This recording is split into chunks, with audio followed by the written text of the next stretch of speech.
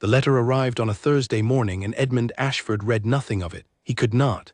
He sat behind the large oak desk in his study at Blackwell House while his secretary, a nervous young man named Oliver Pratt, read the contents aloud in a voice that grew quieter with each line, as though the words themselves were embarrassed to be spoken. It was a refusal, the fourth refusal in as many months. The daughter of Viscount Ellery, a girl of 19 whom Edmund had never met and did not particularly wish to meet, had declined the offer of marriage communicated through her father's solicitor. The reason given was vague. It was always vague. There was always a prior commitment, a health concern, a family obligation that had only just materialized. The excuses changed their clothing from one letter to the next, but underneath they were always the same creature, and Edmund Ashford, who had been a soldier and was not a fool, knew exactly what they meant. They meant that no family in London wanted their daughter married to a blind man, regardless of his title. Oliver finished reading and folded the letter with the careful movements of someone handling something that might shatter. He placed it on the desk with the precision of a man who wished to be elsewhere. Edmund did not reach for it. There was no point. He sat very still, his hands resting flat on the surface of the desk, and he listened to the fire crackling in the grate and the distant sound of horses in the street below, and he breathed in the particular silence of a house that had gone too long without enough life in it. "Thank you, Oliver," he said. "Shall I draft a reply, my lord?" "No, there is nothing to reply to." Oliver left with quiet, relieved steps. Edmund remained where he was. He was 34 years old. He had been the Earl of Blackwell since the age of 22, when his father had died of a fever that swept through the family estate in Hertfordshire like an unwanted guest who stayed too long. He had managed the title with discipline and competence, had served his country during the long years of war on the continent, had been considered by several people who knew him well to be among the steadiest and most capable men of his generation. He had gray eyes that people once said could cut through pretense the way a good knife cuts through bread. He had a soldier's posture and a scholar's mind, and a gift for silence that some mistook for coldness, but was in fact simply patience.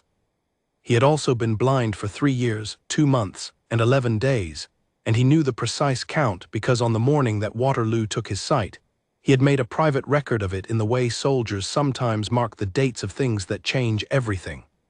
It had not been a dramatic ending as these things went. There had been no single catastrophic blow. There had been a cannon burst close enough to throw him from his horse, a head wound that bled and healed, and then over the course of 2 terrible weeks in a field hospital in Belgium, stole his vision by degrees like a candle being slowly covered rather than snuffed out at once.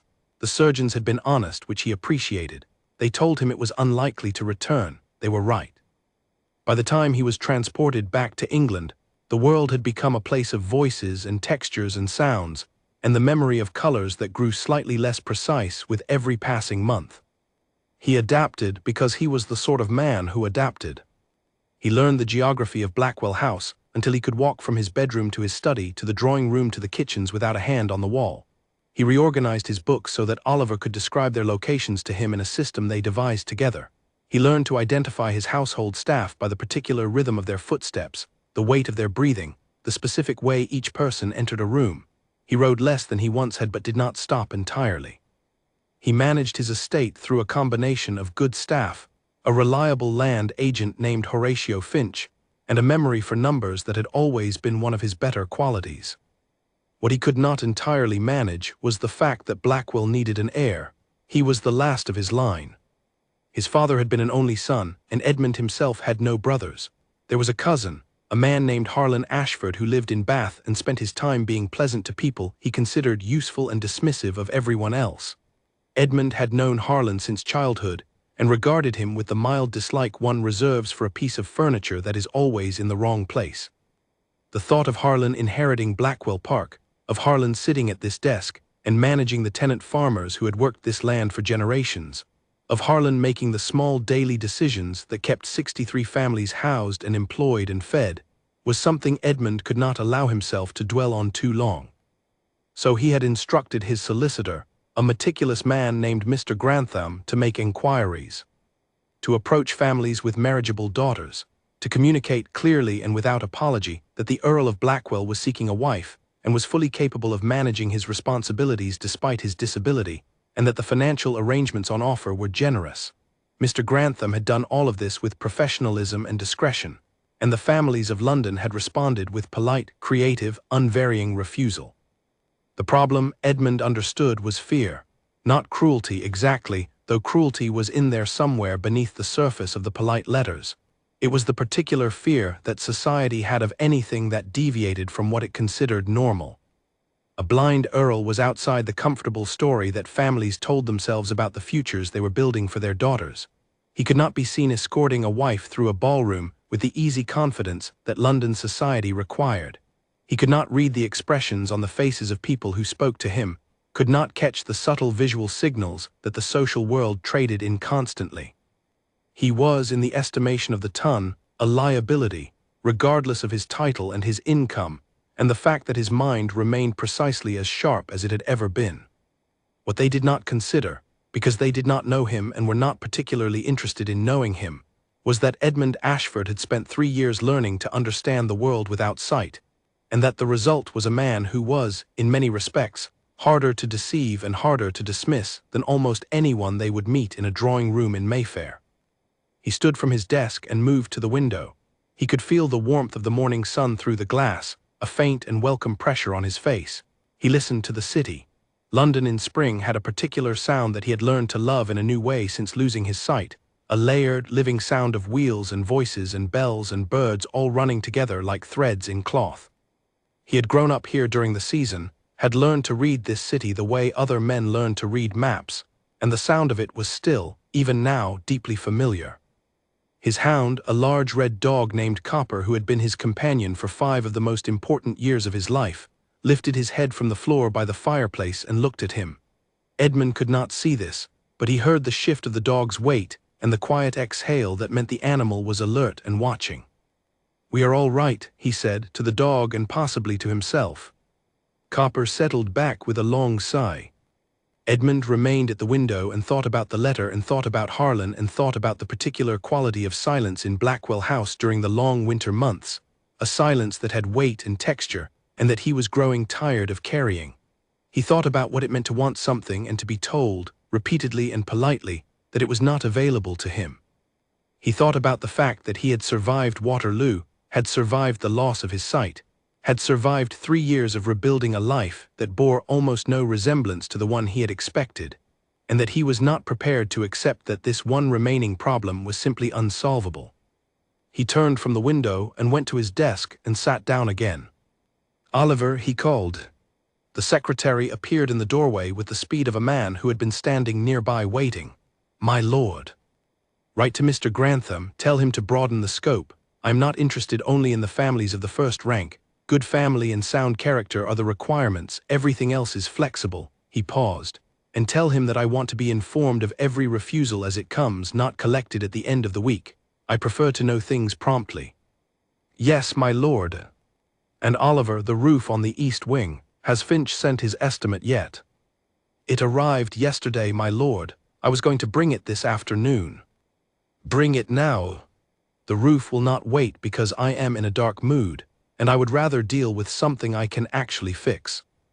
Oliver disappeared and returned with the estimate, which he read aloud while Edmund listened and asked sharp, precise questions about the cost of materials and the reliability of the contractor Finch had recommended.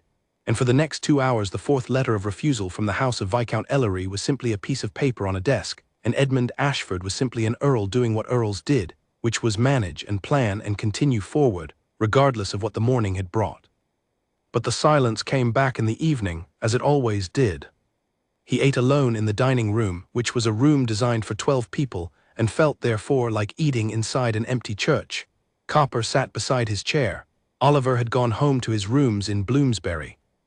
The housekeeper, Mrs. Edna Bright, a woman of 55 who had served his family since before Edmund was born, and who had, since the return from Belgium, become the quietly essential center of the household, had left his meal prepared and the fire set, and had said good night with the particular warm steadiness that was her primary quality. He ate slowly. He poured his own wine, which he could do without difficulty now, though the first months had involved several interesting accidents that Mrs. Bright had cleaned up without comment. He listened to the fire. He listened to the city outside, which had quieted from its daytime roar to a lower, slower murmur. He thought about 4 refusals, and wondered how many more there would be before Mr. Grantham either found him a willing family or ran out of candidates entirely. He had not expected marriage to be easy. He had not expected much of anything to be easy, not since Belgium. But there was a difference he had found between the difficulties that came from the practical challenges of blindness, which were concrete and solvable with enough intelligence and patience, and the difficulty that came from other people's fear, which was shapeless and could not be reasoned with. The practical challenges he could fight. He knew how to fight. He had been trained for it. The fear was harder. The fear required him to wait, which was not a skill that had ever come naturally to him, though he had been forced to develop it. He finished his meal and sat for a while longer in the dining room, not doing anything in particular, which was unusual for him. He was not a man who did nothing. He read through Oliver or listened to Oliver read. He walked the grounds. He managed the estate. He practiced still with the pistol in the manner his old commanding officer had once taught him, a modified technique for a man without sight that was less precise than it once was but not without its uses. He wrote letters dictated to Oliver on a range of subjects that mattered to him: the welfare of the tenant farmers, the state of the roads through the estate, the funding of the small school in the village that his mother had established before her death, and that he had continued with quiet consistency. He did not, generally, simply sit and think about the way his life had become too narrow. But tonight he did, and what he thought, sitting in the dark of the dining room with his hound's warm weight against his leg, was that he was lonelier than he had admitted to himself in a long time. Not lonely in the immediate, sharp way that a man is lonely when he has no one at all. He had Oliver and Mrs. Bright and Finch and the estate staff and the village people who knew him and respected him and treated him with a warmth that was not pity, or at least not entirely pity. He was not without connection. He was lonely in a deeper, quieter way.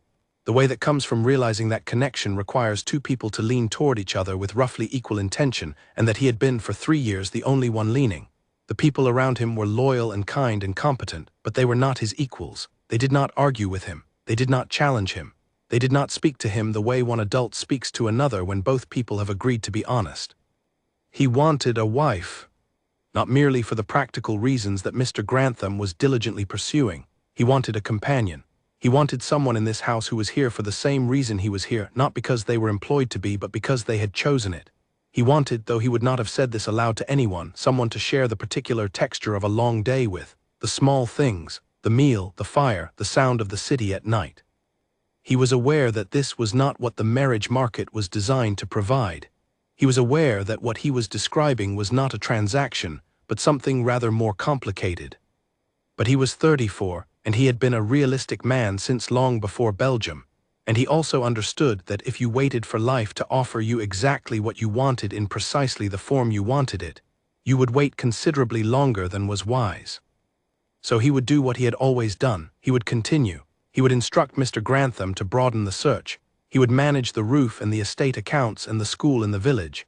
He would rise each morning and move through his day with the competence that he had developed at such considerable cost.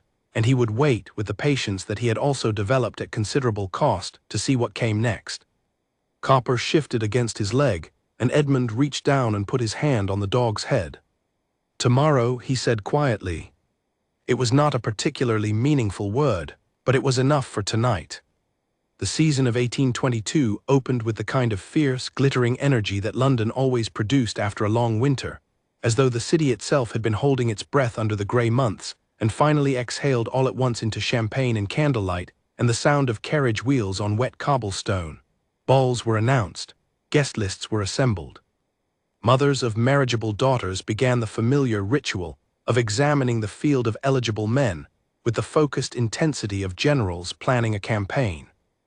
Edmund's name did not appear on the list of eligible men in any drawing-room conversation he was ever told about. The ton had quietly and collectively moved him to a different category, one that was never named aloud because naming it would have been unkind, but which was understood by everyone. The category of men who were present but not available, not for lack of title or income, but for reasons that made the matchmaking mothers look away with a small, uncomfortable expression and move on to the next name. He was not invited to the balls. He was not mentioned in the society columns. He was simply, politely, no longer part of the conversation. And in his study at Blackwell House, behind his large oak desk, with Copper at his feet and Oliver at his side, and the sound of spring coming in through the window, Edmund Ashford continued to wait. He did not know on that Thursday morning when the fourth letter arrived that the answer was coming.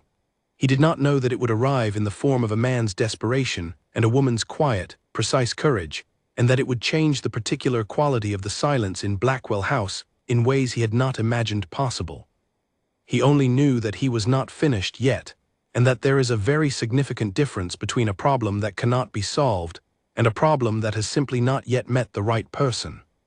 He was about to meet the right person. He did not know it yet, but Copper, who was a very perceptive animal, lifted his head toward the window that Thursday morning and wagged his tail twice for no apparent reason, and then went back to sleep. George Vane had a gift for disaster that was almost admirable in its consistency. He did not seek out trouble in any deliberate way. He was not a wicked man or a violent one. He was simply and thoroughly the kind of man who looked at a bad idea and saw instead an exciting opportunity, and who then pursued that opportunity with the cheerful confidence of someone who genuinely believed that things had a way of working out. Things had not, on this occasion, worked out. He sat across from his sister in the front parlor of the Vane house on Cavendish Street on a Wednesday morning in March, and he looked precisely the way a man looks when he has done something irreversible and has spent several sleepless nights rehearsing how to announce it. His coat was slightly wrinkled. His usually easy smile was absent. There were shadows under his eyes that no amount of his habitual cheerfulness could cover, and his hands, which he was trying to hold still in his lap, kept moving without his permission, adjusting his cuffs and smoothing his trousers and generally betraying the fact that he was terrified. Cecilia Vane looked at him across the low tea table and waited. She was 31 years old, and she had been managing her younger brother's catastrophes since he was 16, and she was 19, and he had gambled away his quarter's allowance in a single evening and come to her window at 2 in the morning to confess. She had given him the money from her own small savings without a lecture, because she had understood even then that lectures did not reach George in the way that consequences did, and she had calculated correctly that the natural consequence of that particular disaster had already done more work than any words of hers could manage. He had been pale and shaking on her windowsill, and she had handed him the coins and said, with a calm she had not entirely felt, that she trusted he would not make the same mistake again. He had not made that exact mistake again. He had made several others, each one slightly more elaborate than the last, because George's imagination was one of the more active forces in his life, and it was never satisfied with simple errors when complex ones were available. She had been watching this particular disaster assemble itself for some months. She had seen the signs, the new clothes appearing slightly faster than his income could account for, the vague answers when she asked how his investments were going, the way he had stopped mentioning certain friends by name. She had not pressed because pressing George too early only made him retreat, and she had learned over many years that the best way to manage her brother was to give him enough rope to reach the point at which he was ready to admit the truth, and then be there when he arrived at it. He had arrived at it, this was clearly that morning. "How much?" she said, before he had finished his first sentence. He stopped. He looked at her with the expression of a man who had prepared a speech and has just been informed that it will not be necessary. £7,840, he said. The number landed in the room like something dropped from a great height. Cecilia did not move. She kept her hands around her teacup and her face composed and her breathing steady, and she let the number exist in the space between them without reacting to it, because reacting to it in front of George would not have helped either of them. "Over what period?" she asked. 18 months. "In what form?" He explained. It was a combination of things, as it usually was in these situations. A card game that had gone badly and that he had tried to recover through a second card game that had gone worse. A business arrangement with a man he had met at his club, a man who had seemed knowledgeable and reliable and who had turned out to be neither. A loan from another man to cover the first two problems, which had acquired interest at a rate that George had apparently not examined closely before signing his name to the agreement. The loan was now the largest and most urgent part of the problem, and the man who held it was not the kind of man who wrote polite letters through a solicitor. He was the kind of man who sent other men to knock on doors. George had received 2 such visits in the past fortnight. Cecilia listened to all of it without interruption.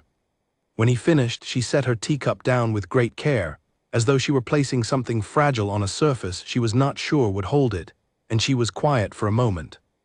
"Who else knows?" she asked. "No one, only you. And the men you owe money to, who are they?" He gave her the names.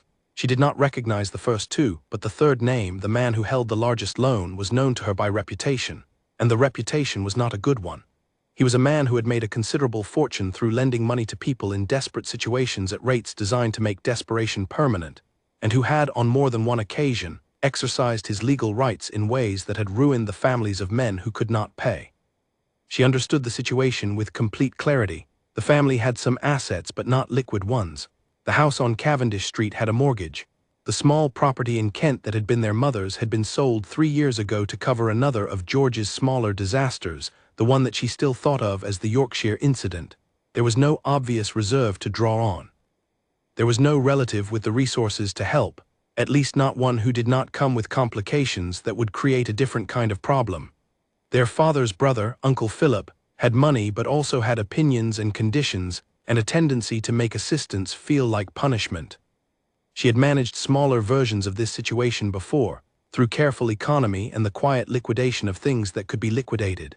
But £7,840 was not a smaller version.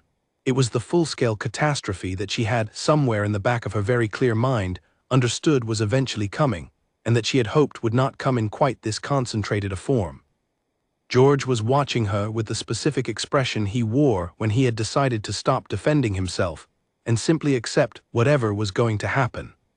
It was the look she found most affecting, because it was the most honest one he had, and it reminded her that underneath all the bad decisions and the cheerful recklessness and the consistent inability to see beyond the immediate moment, he was her brother and she loved him, which was both a simple fact and a considerable inconvenience.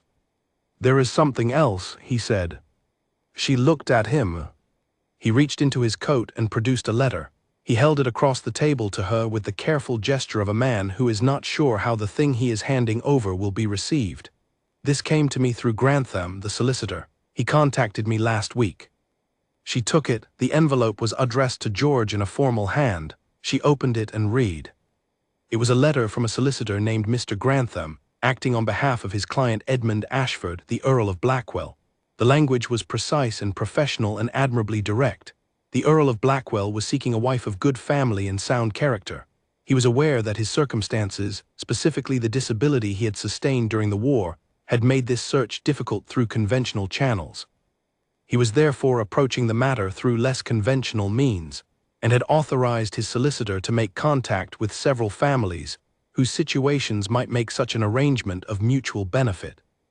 In exchange for a wife who would take on the responsibilities of managing the household at Blackwell Park and assisting with correspondence and the practical requirements of daily life, the Earl offered his title, a generous annual income for the wife's personal use, the clear discharge of any family debts that might be relevant, and the full legal and financial protections of a proper marriage settlement to be drawn up by solicitors on both sides.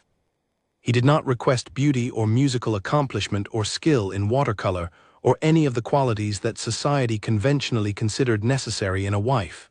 He requested good sense, honest character, and a willingness to approach an unusual arrangement with practicality rather than sentiment. The final paragraph noted, with a dryness that Cecilia found interesting even in this moment, that the Earl understood he was asking a great deal and was prepared to allow any interested party to meet him in person before any decision was made, as he considered it reasonable that a woman should wish to form her own opinion of the man she was being asked to consider. She read it twice. She folded it and held it in her hands and looked at George. "How did Grantham know to approach you?" she asked. George had the grace to look slightly uncomfortable. "I may have mentioned to someone at the club that the family finances were under some strain," which meant it had become known, in the way that things became known at gentlemen's clubs, where men who would never discuss their own difficulties were entirely willing to discuss other people's. Cecilia filed this information away and decided not to address it directly, because addressing it would take time and energy that needed to go toward the more immediate question. "Do you know anything about the Earl of Blackwell?" she asked. "A bit," George said. He had, she could tell, done some research since the letter arrived, which was characteristic of the post-disaster George, who became surprisingly industrious once the catastrophe had fully declared itself. He served in the cavalry during the war. He was wounded at Waterloo, lost his sight. He has been running his estate in Hertfordshire since then, by all accounts quite competently.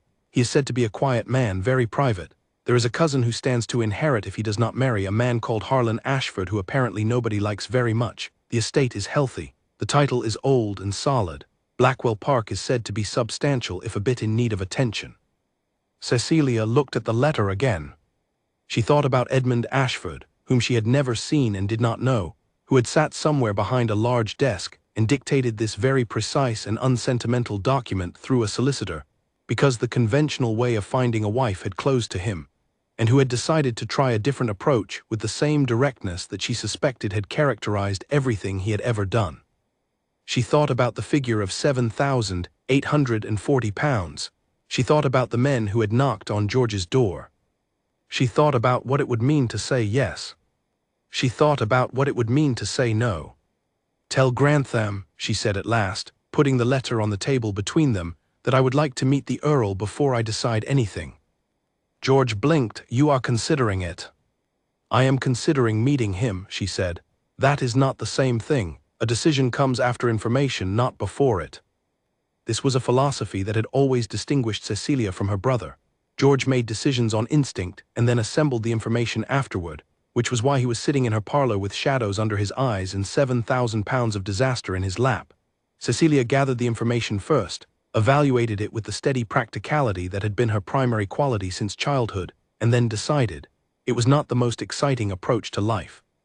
It had meant that she was 31 and unmarried, when by every conventional measure she should have been long settled.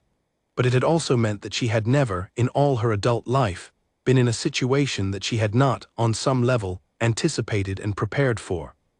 She was not in that situation now either, whatever it looked like from the outside. George exhaled with the slow relief of a man who has been holding his breath for several days and has finally been told he may stop. "I will write to Grantham today," he said. "Do that," she said. "And George," she waited until he met her eyes, "we will talk about the rest of this when I return from meeting the Earl, all of it, everything you told me this morning. I will not pretend this morning did not happen simply because there may be a solution. Do you understand me?" He nodded. He looked young when he was genuinely chastened, younger than his 27 years, and she felt the familiar complicated mixture of fondness and frustration that George had always produced in her, in roughly equal measure. She picked up her teacup again and finished what was left in it, which had gone cold. She looked at the letter on the table and thought about an earl behind a desk and a letter full of careful, honest language, and she thought about the life she had been living and the life she was being offered and the precise nature of the distance between them. She did not know yet which direction was forward. She intended to find out. Outside the parlor window, the street was busy with morning traffic. A flower seller called her wares from the corner. A carriage rattled past with its wheels loud on the stone. The city went about its business with the magnificent indifference that Cecilia had always appreciated, the way London did not stop to ask how you were feeling about things, the way it simply continued and expected you to continue with it. She would continue. She always did. But first she would go to Blackwell House, and she would sit across from a man she had never met, and she would listen to him and look at him and ask him every question that seemed relevant, and she would form her own opinion, as the letter had said she was permitted to do, as she would have done regardless of whether permission had been offered. That was the kind of woman she was. It had never served her badly. She was not certain it would fail her now. The days before the meeting moved with the specific quality that days have when something important is approaching, neither fast nor slow, but strangely heightened, each detail slightly more present than usual. She was aware of this, and she named it to herself without letting it change her behavior, because Cecilia had always found that naming a thing took most of its power to unsettle her. She was not afraid. She was paying close attention. Those were different states, and she kept them separate. She spent one of those days in the quiet of her sitting room with a small notebook, writing down what she wanted to know, not what she expected to feel or what she hoped for, but what she actually needed to understand before she could make a decision. She approached the list with the same discipline she applied to anything practical, crossing out questions that were not necessary and refining the ones that were until she had something clean and useful. She did not take the notebook with her when the morning came. She had read it enough times that she did not need it. But writing it had done its work, the work of organizing her mind in the way that writing things down always does, turning the shapeless into the manageable. She told no one outside the immediate family. She did not tell Clara. This was the hardest part of the preparation, because Clara had been the person she talked to about difficult things since they were 14 and 17 respectively, and not telling Clara felt like moving through a room with the furniture rearranged, constantly aware of the absence of something that was usually there. But she held firm. Clara's reaction, whatever it would be, was information she would receive afterward, not pressure she would carry into the meeting. She also prepared herself for the possibility that she would sit across from Edmund Ashford and find that nothing she had hoped for was present, that he would be difficult or cold or dismissive in the way of a man who had grown bitter under the weight of his situation and had stopped trying to be anything other than what his losses had reduced him to. This happened. She knew it happened. She had prepared the speech she would give George when she came home and told him that she could not do it, the speech that would be honest and kind, and that would not include the information that she had hoped for something different, because George did not need to know that. She prepared this speech thoroughly and then put it away, because good preparation includes the full range of possibilities and does not presuppose the one you prefer. On the morning itself she rose early. She dressed carefully, not for impression but for her own confidence, which was not a vanity but a practical fact about how she operated best. She ate breakfast alone and in quiet. She reviewed once more in her own mind the things she wanted to know. Then she put on her coat and her gloves and went out to the waiting carriage, and the city opened around her in the way it always did, vast and indifferent and alive, and she moved through it toward Blackwell House, and she was ready. The carriage that carried Cecilia Vane to Blackwell House on a Tuesday morning moved through streets that were already busy with the particular energy of London before 10 o'clock, the city at its most purposeful, carts and carriages and people on foot all moving with that sense of collective urgency that the morning hours produced. She sat with her hands folded, and her eyes on the window and her mind doing the quiet work it always did before something important, assembling itself, settling into readiness. She had not told anyone where she was going.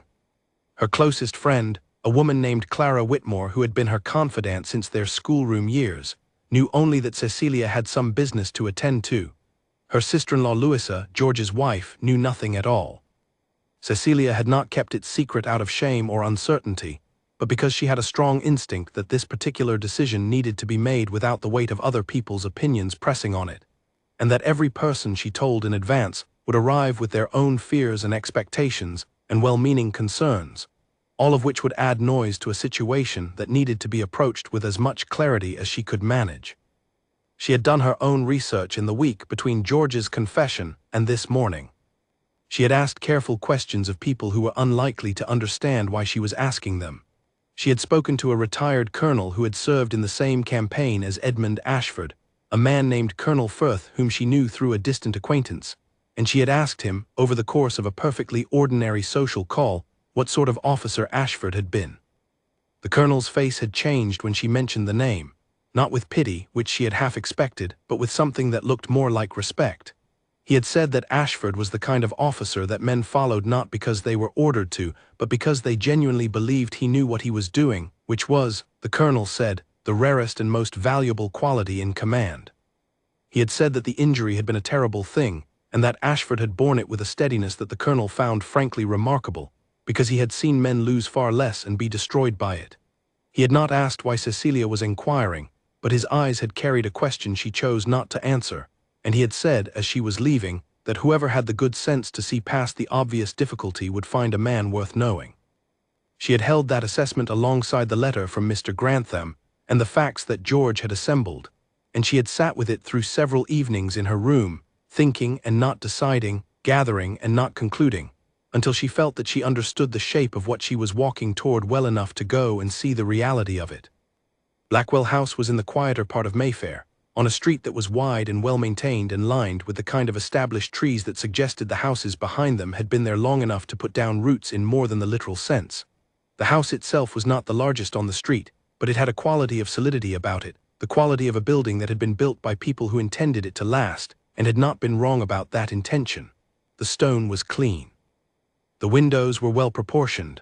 The small front garden was kept with the precise tidiness of somewhere that is maintained by people who take their responsibilities seriously even when no one is watching.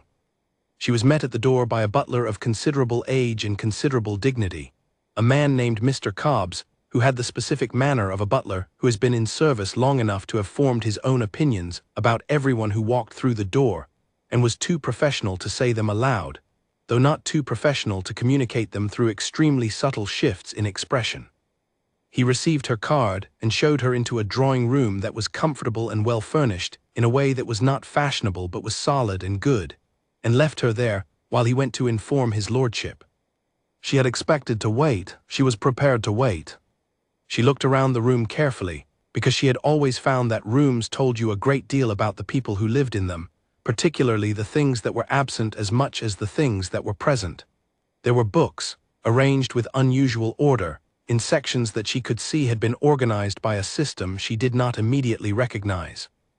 There were no decorative items that served no purpose, no meaningless ornaments crowding the surfaces, which might have been a matter of taste or might have been a practical adaptation. The furniture was arranged with slightly more space between pieces than was conventional, the pathways between objects wider and more deliberate than aesthetics alone would have required. The fire was well built and warm. The room smelled of wood smoke and old books, and something that might have been the dog, whose large basket she noticed near the hearth with a blanket in it that had been very thoroughly occupied. She was still observing the room when she heard footsteps in the corridor. Not one set, two. One set was lighter and quicker, which she guessed was the secretary. The other set was measured, and even with a weight to them that was not heavy but was certain, each footstep placed with the particular deliberateness of a man who has learned to trust his feet where he cannot trust his eyes. The door opened. The secretary, a young man with an anxious but competent face, stepped in first and said, "Miss Vane, my lord," and then moved to the side. Edmund Ashford walked into the room. She had prepared herself for a number of versions of this moment. She had considered that he might look diminished in some way, that the loss he had sustained might show itself in his bearing or his expression. She had prepared to look past whatever she found without allowing her face to show that she was looking past anything, because she was not a woman who let her reactions run ahead of her thoughts. She had not prepared for this.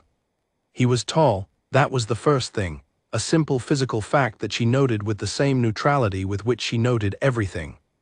He was tall, and he stood with the straightness of a man who had been a soldier, not the performed straightness of a man who was trying to look impressive, but the settled, natural straightness of someone whose body had been trained to that position over many years and had kept it as a matter of course. His hair was dark with some gray coming in at the temples. His face was not handsome in the conventional portrait gallery sense, but it was a face with substance to it, with strong lines and a jaw that suggested a man accustomed to holding his own opinions, and with a mouth that was serious in its default position, but that she sensed, looking at it, could do something rather different if given cause. His eyes were gray, lighter than she had expected, and open, and they were aimed at a point slightly to the left of where she was actually standing, because he was listening to the room and had determined her position from her last movements and had not yet had time to recalibrate. She moved just slightly, and his gaze corrected itself. He found her. "Miss Vane," he said. His voice was low and even. He came forward and extended his hand with the steadiness of a man who knew where things were and did not need to search for them. She took it. His grip was firm without being excessive, careful in the way that suggested he had made it careful deliberately rather than naturally, because a man with that hand and that bearing could have gripped far harder without thinking about it, and he had chosen not to. "Lord Blackwell," she said. "Please sit." He gestured toward the chairs near the fire, and the gesture was almost entirely accurate, which told her that he knew this room the way people know rooms they have spent years in, not by sight but by the far more intimate knowledge of constant presence. He took the chair opposite. The secretary positioned himself near the door at a slight distance that said he was available but not intruding, and became very quiet. There was a moment of assessment. She was assessing him, and she knew without any doubt that he was doing the same to her, through the tools available to him, which were not vision but were, she was already beginning to suspect, not inadequate. "I am told you prefer to form your own opinion before making decisions," he said. "I think that is very sensible. I would like to know what questions you came here with, and I will answer them as directly as I am capable of, which is to say, entirely." She found that she liked this opening. It was not charming. It was not the performance of a man trying to make himself agreeable. It was simply honest, and honesty was the quality she valued above all others, not because she was naive about its rarity but precisely because she was not. She asked about his daily life. She asked about the routines he had developed, the way he managed correspondence and appointments and the practical details of running a large household. She asked about Blackwell Park, the size and condition of the estate, the number of staff, the nature of the responsibilities that would fall to a countess. He answered all of it with a specificity that impressed her, because vague men answered vague questions and precise men answered questions in the way that he did, with details and exact numbers, and without the slight evasion that people use when they are managing an impression rather than conveying a truth. She asked whether he would expect her to confine herself to social duties, or whether she would have genuine involvement in estate matters. He said that he would be a fool to acquire a capable woman and then prevent her from being capable, and that he was not, whatever his other qualities might be, a fool. She asked about the cousin, Harlan Ashford. She had done enough research to know that the cousin was a consideration, and she wanted to see how he handled the question. He was quiet for a moment, not the quiet of a man who was deciding what to conceal, but the quiet of a man who was deciding how much to say and in what form. Then he said that Harlan was a man who had been anticipating an inheritance for some time, and that a marriage changed the nature of that anticipation, and that this was a fact she should be aware of rather than discover later. She approved of this. Most men would have diminished the concern. He had named it without drama. She asked at last about the one thing she had been moving toward since she entered the room. She asked what he wanted from a wife, beyond the practical considerations outlined in the letter. He was quiet again, longer this time. The fire shifted. Outside, a carriage passed. The secretary near the door seemed to hold his breath. "Someone who will be here," Edmund said at last, "not as a function but as a person. I have excellent staff. I have a reliable solicitor and a good land agent and a secretary who reads well. What I do not have is someone in this house who is here by choice rather than by employment. Someone who will tell me the truth rather than the version of it that seems safe to say. Someone who will disagree with me when they think I am wrong." He paused. "I am told I have occasionally been wrong." The very faint dryness at the end of that sentence was enough. She found herself on the edge of a smile before she had planned to be. "I have read the letter your solicitor sent," she said. "It was a very good letter." "I had significant input into its construction," he said. "Mr. Grantham tends towards softening language in ways that I find unnecessary." "I noticed it did not soften anything." "That was intentional." They talked for another hour and a half. It was not the conversation she had expected. She had expected to be evaluated, to sit across from a man who was checking requirements the way a buyer examines an item at market. What happened instead was more like a genuine exchange, with weight on both sides, both of them listening and responding with real attention, the kind of attention that is rare in any conversation, and that she had never once encountered in any of the 17 previous occasions on which someone had attempted to interest her in marriage. He asked about her own reading habits. She told him. He asked what she thought of the current state of the estate system in the English countryside. She told him that too, and gave him a view that was more particular than most people expected from a woman on the subject of agricultural economics, and he received it without the faint surprise that usually accompanied such moments, and instead asked a follow-up question that showed he had actually listened to what she said and was interested in where it led. She asked whether he rode. He said he had ridden less since returning from Belgium, but that he had not given it up entirely and did not intend to. She asked why not, when the obvious difficulties were considerable. He said that there were many things in life that were difficult, and that surrendering each of them in turn was a route to arriving, eventually, at a life that contained nothing worth doing. She held this. She held it very carefully, the way you hold something that has landed with unexpected precision. When she rose to leave, he stood with her. She noticed, for the first time, that he had known exactly where her coat had been placed by the secretary near the door, and he turned in that direction at the right moment without having to search for it. "Will you tell me," he said as she was preparing to leave, "what you think so far, not the decision, only what you think?" She considered for a moment. "I think," she said carefully, "that you are rather different from what I was prepared for." "Is that better or worse?"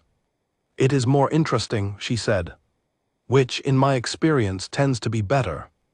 She heard as she left the room the very quiet sound that might have been a breath of something like relief, or might only have been the fire. She stepped out into the cold spring morning and stood on the step for a moment and looked at the street. The city carried on around her. A child ran past. A man with a cart called something she did not catch. The trees on the street were just beginning, to suggest the green that was coming, small and hopeful at the tips of the branches. She had 3 days, she had told George, 3 days to give her answer. She walked back toward the waiting carriage and understood, with the clarity that sometimes followed a long period of careful thought, something she had not quite expected to understand this morning. She had gone in expecting a transaction. She had found instead a conversation. And Cecilia Vane, who had been offered 17 transactions and had refused every one, understood, climbing into the carriage with her hands steady and her mind very clear, that a conversation was worth considerably more than she had been expecting to find. The carriage moved back through the streets of London. She sat and looked out the window and thought about grey eyes that found her across a room without the benefit of sight, and a voice that said what it meant without ornamentation, and the specific texture of 2 hours in which she had been spoken to as though her thoughts were the point of the exercise and not merely the price of the meeting. She had 3 days. She suspected she would not need all of them. The 3 days passed more slowly than most. Cecilia spent them with the calm surface that she presented to all of the world and the considerably less calm interior that she shared with no one. She walked in the park with a regularity that Clara Whitmore, who sometimes joined her, noticed but did not remark upon, because Clara had known Cecilia long enough to understand that the time to ask questions was after a decision had been made and not before it. She read in the evenings from the small collection of books that had always been her most reliable company in difficult periods. She slept adequately. She ate well. She managed her outward life with the competence that had always been available to her regardless of what was happening underneath it. What was happening underneath it was a conversation with herself, conducted in the precise, unsparing way that she had always used when she needed to think something through. She was not a woman who avoided difficult questions, and the questions she was asking herself on those 3 days were not comfortable ones. The first question was the one that mattered most. Was she considering this because she wanted to or because she felt she had to? She sat with this for a long time. The distinction mattered enormously. She had spent most of her adult life making clear that she was not a person who could be pushed into something she did not want, not by social expectation, not by family pressure, not by the simple fact that 17 men had thought the question settled when they had asked it. If she was going to say yes to Edmund Ashford, it needed to be because she had looked at the situation honestly and decided that it was, on balance, something she could choose. Not something she was forced to choose. There was a meaningful difference, and she was the only one who could determine which category this fell into. She thought about George. She thought about the debt and the men who had knocked on the door in the particular way that £7,840 could dismantle a family if it was not addressed. She thought about the fact that saying no left George in the path of consequences that were not entirely of her making, but that she would feel, nonetheless, the way she always felt the effects of her brother's disasters. She thought about Edmund Ashford in his study. She thought about his hands on the desk and the way he had listened to her and the question he had asked at the end, "What do you think so far?" Not "what will you decide," "what do you think?" as though her thoughts were the substance and the decision was merely what came from them. She thought about the 17 proposals she had refused. She thought about what each of them had felt like from the inside, the peculiar combination of being wanted and being unseen, the way each of those men had looked at her face and decided they wanted her without having done any particular work to understand who she was. She had not resented them exactly. They were products of a world that had taught them a specific way of doing this, and most of them were simply following the method they had been given. But she had found, each time, that she could not make herself say yes to a man who was asking for something other than what she actually was. Edmund Ashford had not looked at her face, he could not, and somehow in the strange logic of that absence, he had been forced to do the one thing that none of the other 17 had done. He had talked to her, listened to her, responded to what she actually said rather than to the impression she was making. She understood that this was an unusual reason to consider a marriage proposal. She understood that the circumstances were unusual in every direction. She was not naive about the challenges. A man who had adapted to his life with great competence was still a man who had adapted to significant limitations, and those limitations would be part of the texture of everything that followed every day, in ways both small and large. She was not telling herself that this was simple. But she had also spent 31 years being told, in one form or another, that the thing she was looking for was not the thing that was on offer, and she had spent 31 years refusing to settle for the thing on offer, because it was not the thing she was looking for. And here, in the most unlikely form she could have imagined, in a drawing room in Mayfair with a fire and a dog's basket and books arranged in a system she did not yet understand, was something that was not precisely the thing she had been looking for, but that was, unmistakably, an actual thing. It was not comfortable in the way that easy things are comfortable. It was interesting. It had weight. It required her to be genuinely herself, because there was no other way to be present with a man who could not see her and could therefore not be impressed by her appearance or reassured by it, and who was going to understand who she was only through what she said and how she said it and what she was willing to be honest about. She had been waiting, without naming it, for someone who required her to be herself.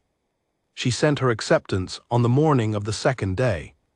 Not the third, the second, because she had known by the end of the first, and it seemed pointless to perform a deliberation she had already completed.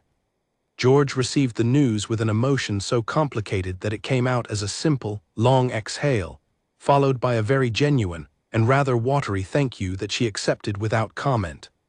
She told him that once the arrangements were in hand, they would have the conversation she had promised about the events that had made the arrangements necessary, and that she expected him to be present for that conversation without defensiveness or self-pity, and he agreed with the humble sincerity of a man who had recently been thoroughly frightened.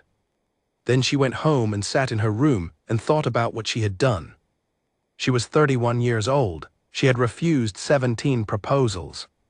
She had managed her own life, largely by herself, for more than a decade, with the resources available to her and without expecting anyone to hand her what she needed. She had been considered a curiosity by the ton, a woman with a face that should have made things easy and a character that consistently made things complicated, and she had found in the years of being considered a curiosity that she did not particularly mind. She had a life that was thin in some respects but entirely hers, and she had valued that. She was now going to share it. She sat with this for a while. She let herself feel the weight of it, not the fear and not the regret, both of which she checked for and found were present only in very small amounts, but the weight of consequence, of a door opening onto a corridor she had not walked before. She thought about the letter from Mr. Grantham with its careful, honest language. She thought about Edmund saying that whoever told him the truth rather than the version that seemed safe to say was what he wanted in a wife.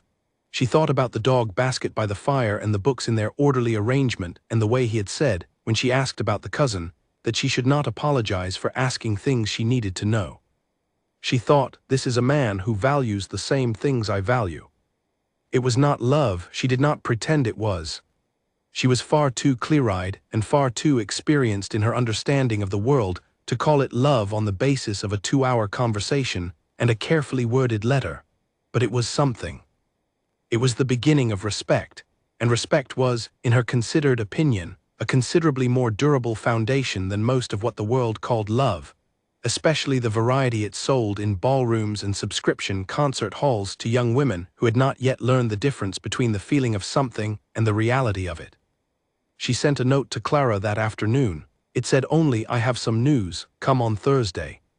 She began, that same afternoon, to think about what she would need to know before arriving at Blackwell Park. She had questions about the household staff and the estate accounts, and the arrangement of the physical space and the daily routines, and a dozen other practical matters that would need to be settled before she could be useful, because being useful was how she understood her place in any situation, and she intended to be useful from the beginning. She did not think about wedding dresses or floral arrangements or any of the other details that other women, she had been told, found consuming in connection with the prospect of marriage. She thought about what she needed to learn and how quickly she could learn it, and what questions she should bring to the first real conversation she would have with Edmund Ashford as someone who had agreed to be his wife. She also thought, briefly and against her better intention, about his voice. The particular quality of it, low and even, without the performance that men so often put into speech when they were trying to create an impression. The voice of a man who spoke because he had something to say, and not because he was filling silence. She put that thought away with the discipline she brought to everything else. There would be time enough for that kind of observation later. Right now there was planning to do, and Cecilia Vane had always been, above all other things, a woman who planned. Clara arrived on Thursday with the expression of a woman who had been thinking furiously since the note arrived, and had a great many things to say. She sat across from Cecilia in the parlor and she listened, her face going through several interesting transformations as the story was told, and when Cecilia finished, Clara was quiet for a moment that was, for Clara, unusually long. "You have already decided," Clara said at last. "I sent the acceptance yesterday morning." Another pause. "And are you afraid?" Cecilia considered this. It was, she thought, the right question from the right person. "No," she said, "I am interested, which I think I will find more useful." Clara looked at her for a long time with the expression of someone trying to determine whether a thing is wise or only brave, and whether the difference matters. Then she said, with the directness that Cecilia had always loved in her, "He had better deserve you." "We will see," Cecilia said. "I think he might." The weeks between the acceptance and the wedding moved with a different quality than the days of deliberation had. There were meetings with Mr. Grantham, who was meticulous and kind, and who treated her as a person with interests worth protecting, which she appreciated. There were meetings with Edmund himself, in the drawing-room of Blackwell House, which were shorter than the first meeting but had a different quality to them, the quality of two people who have made a decision and are now building toward it rather than evaluating it. Edmund was consistent.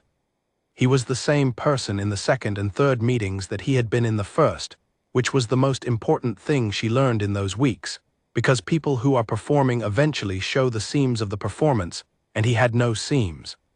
He asked her in the second meeting what she wished to change at Blackwell Park when she arrived. She said she wished to understand it before she changed anything. He said that was a better answer than he had expected. She said she was glad it met with his approval, and there was enough dryness in it that he heard it, and the corner of his mouth moved in the way it moved when something reached him that he had not seen coming. She was learning to watch for that, the particular movement at the corner of his mouth. It was a small thing. But she had always found that the small things were the honest ones. The settlement was signed, the arrangements were completed, the date was set. And Cecilia Vane, who had refused 17 proposals across a decade, and who had been considered by the ton to be either admirably self-possessed or impossibly difficult depending on which conversation you were having, prepared to become the Countess of Blackwell, not with fanfare, not with the performance of a woman who had finally won something, but with the quiet practicality of a person who had made an honest decision, and intended to honor it fully. She packed her things with care. She said her goodbyes to the house on Cavendish Street, which had been her home in its partial way for several years, and which she felt, if not sentimental about, then at least respectful of. She said goodbye to the street outside and the flower cellar on the corner and the particular quality of London mornings, which she was not certain she would miss until she was standing in the last of them before leaving. She did not cry, she had not expected to cry, and she did not. But she stood for a moment in the doorway of her room, looking at the space that had been hers, and she was aware of what it meant to be leaving it, what it meant to step out of one version of a life and into another. Then she closed the door and went downstairs and got into the carriage, because the decision had been made, and it was a good one, and she was not a woman who stood in doorways when there was somewhere else to go. The road north to Hertfordshire opened before her, the city fell away. And ahead at the end of the drive she had not yet seen was Blackwell Park, and the life she had chosen, and a man behind an oak desk who was, she was almost certain, worth every question she had brought to the room on that first Tuesday morning, and worth every answer he had given her, and worth, she thought, as the carriage rolled forward into the beginning of the rest of it, considerably more than she had yet had the opportunity to discover. The wedding was held on the 12th of May, in a church in Mayfair that had deep stone walls and tall narrow windows through which the morning light came in at an angle that made the interior seem slightly golden, even on an ordinary spring day. It was a quiet ceremony. The guest list was small by deliberate choice, a decision Edmund had made and Cecilia had agreed to with a speed that told him she had been thinking along the same lines.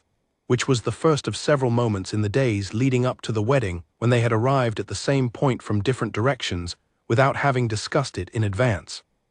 There were 24 people in the church. Oliver Pratt sat near the front, formally dressed and bearing the expression of a young man who had genuinely invested in the outcome of this day. Mrs. Bright had come from Blackwell Park and sat in the second row with the still composure of a woman who had managed a great many situations and considered this one, on balance, a hopeful one. George Vane was present, considerably more composed than he had been at their last significant meeting, his debt having been in the process of resolution since the agreement was reached, his relief so profound that it had settled something in him that panic had previously kept stirred up. Clara Whitmore had come and had brought her husband, and had said very little since Cecilia told her the news except to look at her with that specific look of a close friend who is not sure whether to celebrate or worry and has decided to do both simultaneously. Harlan Ashford had not been invited. This was an omission that was noticeable and was, Cecilia suspected, entirely intentional on Edmund's part. She did not ask him about it before the day because it was his family and his decision, and she had enough to think about. She had spent the previous week in several meetings with Mr. Grantham, who had turned out to be a meticulous and rather pleasant man with a gift for making complicated legal language feel manageable, and with Edmund's land agent Horatio Finch, who had come to London for a day to brief her on the state of the Blackwell Park estate with the thoroughness of a man who had been told that the incoming countess wanted actual information, and had therefore brought actual information. She had also spent an afternoon with Mrs. Bright, who had come up to London separately to discuss the household, a conversation that had been, on Mrs. Bright's side, a careful assessment of the sort that experienced housekeepers conduct when a new mistress is incoming, and that Cecilia had understood and had met with the same careful openness she brought to most things. She had asked Mrs. Bright directly what the household needed that it did not currently have. Mrs. Bright, after a brief pause that suggested she was deciding whether to be honest or diplomatic, had been honest. She said that the household was well managed in terms of routine, but that there were decisions that required a woman's judgment, and that had been deferred for 3 years because there had been no mistress to make them, and that the East Wing in particular had reached the point where deferral was no longer a reasonable option. She also said, with the kind of indirect care that experienced staff use when they are communicating something important without overstepping, that the master was a very good man who had borne his difficulties with more grace than most people knew, and that anyone who was genuinely good to him would find the staff at Blackwell Park thoroughly and loyally in their corner. Cecilia had thanked her, she had meant it. Standing in the church on the morning of the 12th, waiting for the ceremony to begin, she was aware of the dozen small details of the day pressing in on her. The fit of her dress, a pale gray that she had chosen because it suited her, and because she did not see any particular reason to wear white to a ceremony that was not, by any conventional measure, a conventional occasion. The way the light was coming through the windows, the cold of the stone floor even through her shoes.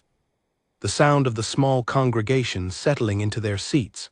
She was aware of all of it with the sharpened attention that important moments produce, the sense of existing very fully in a present that is about to become the past.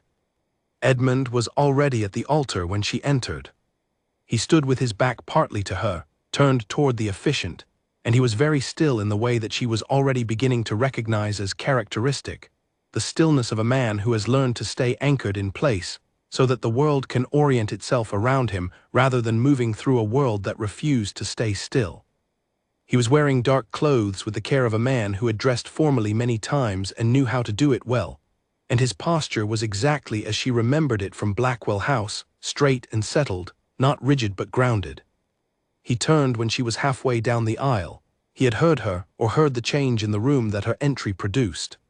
He turned toward her with the same quiet accuracy with which he had tracked her in his drawing room, and he stood and waited, and she walked toward him. The ceremony itself was brief and direct, because Edmund had apparently communicated to the officiant that brevity was preferred, which Cecilia found characteristic and also appreciated. The vows were traditional, which she had expected, and she said them without hesitation, because hesitation would have implied she had not thought them through in advance, and she had thought them through very thoroughly. When it came to Edmund's turn, he said them with the same evenness he brought to everything, without particular feeling in the performance of them, but with a quality in the voice that she had been paying attention to since the day in his drawing room, that quality of meaning what he said, and saying only what he meant. When the ring was placed on her finger, his hands were steady. She had wondered about this. She had wondered whether the ceremony or the day or the general enormity of it would produce any externally visible sign of what it felt like from the inside, any tremor or pause that she might read something into. His hands were completely steady. She was not sure whether this was a good thing or a neutral thing, but she had decided in advance that she would not spend the day trying to interpret every small signal as though it were a text with hidden meaning, because she was going to be living with this man for potentially the rest of her life, and she could not sustain that level of analysis for the duration. They left the church to an amount of congratulation that was warm and genuine from the people who were there, who were, after all, people who had some reason to feel kindly toward the outcome. George shook Edmund's hand with a feeling in his face that was not purely relief, though relief was certainly present, but was something more like the expression of a man who had just understood that his sister was going to be all right. Clara embraced Cecilia with the fierceness of a woman who had been worrying and had decided, in the emotional warmth of the moment, to set the worry aside. They were in the carriage heading north out of London by early afternoon, Edmund and Cecilia and Copper, who had been collected from Blackwell House and installed in the carriage with the air of a dog who considered himself a natural participant in all important events. The dog settled between them on the floor of the carriage with his head resting on his front paws and his eyes moving between the two of them with an expression of philosophical contentment. They were quiet for the first few miles. It was not an uncomfortable quiet. Cecilia had grown up understanding that silence between two people could be of several different qualities, and that the quality of a silence told you a great deal about the relationship from which it came. This silence had weight but not tension. It was the silence of two people who had said significant things and were now allowing those things to settle. Edmund spoke first. "The society columns," he said without preamble, "will have something to say." "Almost certainly," she agreed. "Oliver collects them for me on Tuesday mornings. He tends to read them with a slightly pained expression that tells me the content is either interesting or unflattering." "I imagine both will be true," she said. "I wonder which version they will find more entertaining." There was a dryness in it, a deliberate lightness, and she understood that he was testing something, seeing whether she could be comfortable with the fact of being discussed, whether she could hold it lightly rather than being troubled by it. "The version where I am either deranged or desperate," she said, "depending on the column. The kinder publications will suggest I am admirably charitable. The less kind ones will suggest I could not find anyone better." There was a brief silence. Then he made the sound she had heard once before in his drawing room as she was leaving, not quite a laugh, something more contained than a laugh but warm. "And which do you think it is?" he asked. "I think it is neither," she said. "I think it is considerably more complicated than either, and that complicated things generally resist reduction to a column inch, which is why society columns exist, because they make the complicated simple and the simple comfortable, and people find that restful." There was a pause. "That," he said, "is the most accurate description of the society press I have ever heard." After that, the silence was different, easier. The carriage rolled north and the city thinned around them and the green began to appear at the edges of the road, the particular insistent green of the English countryside in May, and Copper sighed and resettled himself between them on the floor, and Cecilia looked out the window and thought that she was going to a house she had not seen and a life she had not lived, and that the man sitting across from her in the carriage was, by every measure she could currently apply, worth the uncertainty. She had been uncertain before. It had never ended her yet. She would learn this new life. She would learn Blackwell Park and its people and its routines and its particular way of doing things. She would learn Edmund Ashford, not all at once, because no one worth knowing was known all at once, but piece by piece, in the way that lasting things are built. She would bring what she had, which was considerable, and she would set it alongside what he had, which was also considerable, and she would see what they could build out of the combination. It was not the life she had imagined when she was young, but she had been very young when she had imagined it, and the life she had actually lived had taught her, firmly and repeatedly, that imagination was a starting point and not a destination. The carriage moved on. Copper lifted his head once and looked at her, and she had the strange and rather compelling feeling that the dog approved of her, which was, she decided, a reasonable beginning. Edmund settled back in his corner and turned his head slightly toward the window, toward the sound of the countryside coming in, and she noticed that the tension she had seen in him during the ceremony very subtle and well-controlled but present, had eased. He looked, she thought, like a man who had been carrying something at a slight angle for a long time and had finally been able to set it down and carry it properly. She understood the feeling precisely. Outside, the road widened and the trees opened up around them, and somewhere ahead, though she could not yet see it, was Blackwell Park and the life she had chosen, and she was not afraid of what she would find there. She was ready to find it. Blackwell Park revealed itself in stages, the way large things often do. The gate's first, old iron worked into patterns that had softened slightly with age, held between two stone pillars that had moss along their lower edges and a settled, permanent quality about them.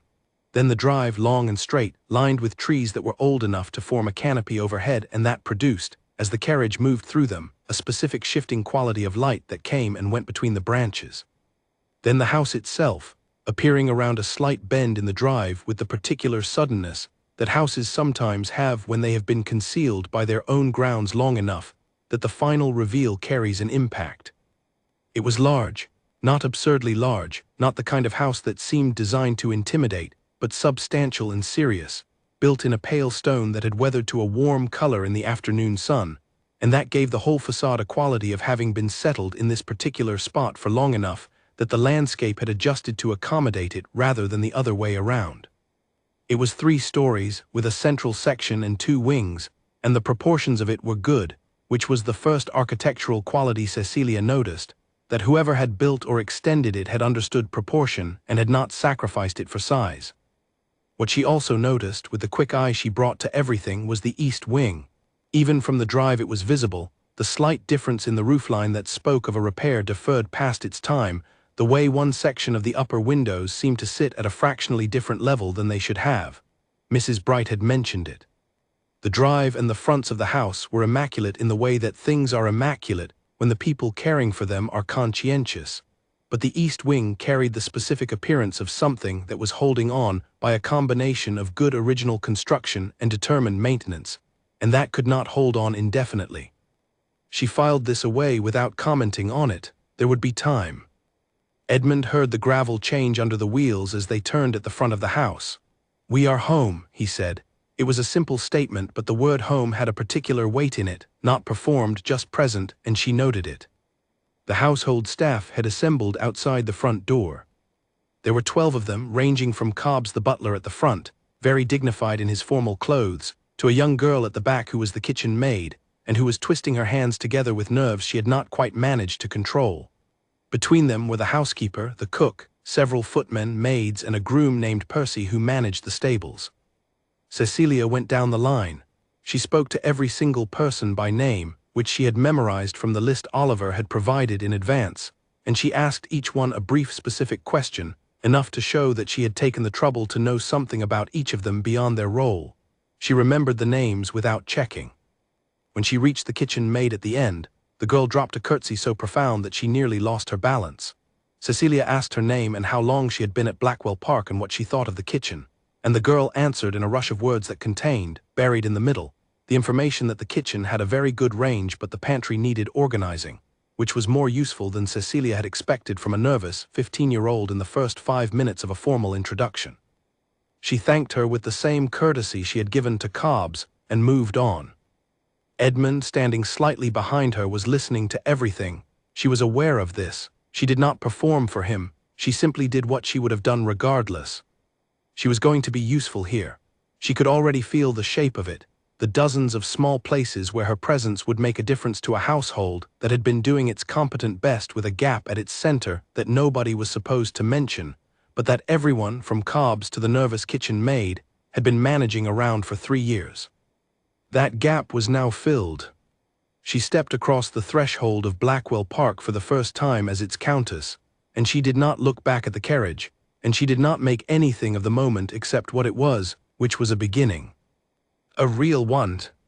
There is a particular quality to a house that is used to being still. It is not the quality of emptiness exactly, because an empty house has a different feeling entirely, the feeling of a thing that is waiting. A house that is used to being still is something different. It has found an equilibrium. It has arranged itself around the life that is in it, and the life in it over time has arranged itself around the house, and the two have reached a kind of settled understanding. Blackwell Park had this quality. It was not a sad house. It was not a house that mourned what it lacked. It was a house that had adjusted to the shape of one man's quiet, disciplined life, and every room in it reflected this, from the careful arrangement of the furniture to the particular stillness that settled in the corridors after 9 in the evening when the staff withdrew. Into this stillness, Cecilia arrived like a window being opened.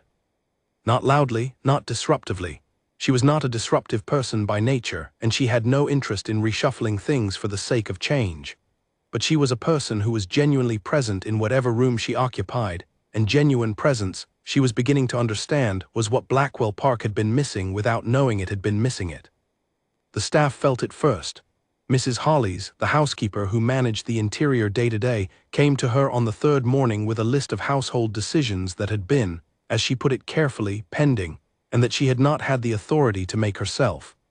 Some of them were small: the replacement of 2 curtains in the blue sitting room that had faded beyond recovery, the question of whether the kitchen garden should extend to include a second herb bed, the repair of a window latch in the servants' hall that had been stiff for a year. Some were larger, including the east wing, which had its own list, and which Cecilia was already in the process of addressing through her conversations with Finch. She dealt with every item on the list within the week. She dealt with them by gathering whatever information she needed, forming a clear view, and then acting, or where acting required Edmund's agreement, bringing it to him clearly and completely and letting him decide. She did not make decisions that were his to make. She also did not bring him decisions that were hers to make and that he should not have to manage. She was finding, in the first weeks at Blackwell Park, the particular line between her authority and his, and she was finding it by a combination of instinct and the direct questions she asked him when instinct was not enough. He appreciated the direct questions. She could tell by the way he answered them with the same directness, without the slight guarding that came into his manner sometimes when a subject arrived sideways rather than straight. The staff settled into a new configuration around her, with a speed that suggested they had been waiting for exactly this kind of settlement. Nell, the kitchen maid, who had been so nervous at the initial introduction, appeared at Cecilia's sitting room door on the 4th morning with the information that the pantry had been reorganized, as the new countess had suggested. Percy, the groom, appeared one afternoon while she was inspecting the grounds and showed her, without being asked, the precise condition of each of the horses in the stables, including the grey mare named Sable who stood in the far stall, and who turned her head when Cecilia approached with an intelligence in her eye that was immediately apparent. "She has not been ridden much," Percy said, with the understatement of a man who was saying something rather more pointed than it appeared. "I can see that," Cecilia said. She put her hand on the mare's nose and felt the animal lean into it with the particular pressure of a creature that is pleased to be touched. "She needs to come out." "She does, my lady." She noted this without addressing it immediately because it was connected to something she was still in the process of understanding, the question of what Edmund could and could not do with horses now, and what that cost him because he had been a cavalry officer, and the cost of losing that was not small. This was not a conversation to have in the first 2 weeks, but it was a conversation she intended to have when the time was right. The rooms of Blackwell Park she had explored on that first afternoon, accompanied by Mrs. Hollies, who was efficient and informative and careful in her assessments in the way of someone who was measuring how much truth to offer to an unknown quantity. Cecilia had encountered this caution before and knew how to move through it. She asked direct questions, she received whatever was offered with neither excessive pleasure nor disappointment, and she made no sudden judgments that Mrs. Hollies might feel responsible for having provoked. By the end of the afternoon, the caution in Mrs. Hollies's manner had relaxed by several degrees, not to ease exactly, but to something approaching willingness. The rooms were good. The furniture was good, heavier and older than current fashion, but quality lasted where fashion did not, and quality was what the rooms had. The state rooms were maintained with genuine care, the kind of care that comes not from fear of a consequence but from pride in the thing itself. The library was the room that stopped her. It was a large, generous room with tall windows on the south wall and shelves that covered the remaining 3 walls floor to ceiling, and the books on those shelves were organized in the system she had seen the beginning of in London, now fully deployed, a system of sections by subject, with each section organized in an order that she could see, after looking at it for a moment, was not alphabetical but was instead some kind of topical sequence. One subject flowing into the next in an order that reflected the way a specific mind moved through related ideas.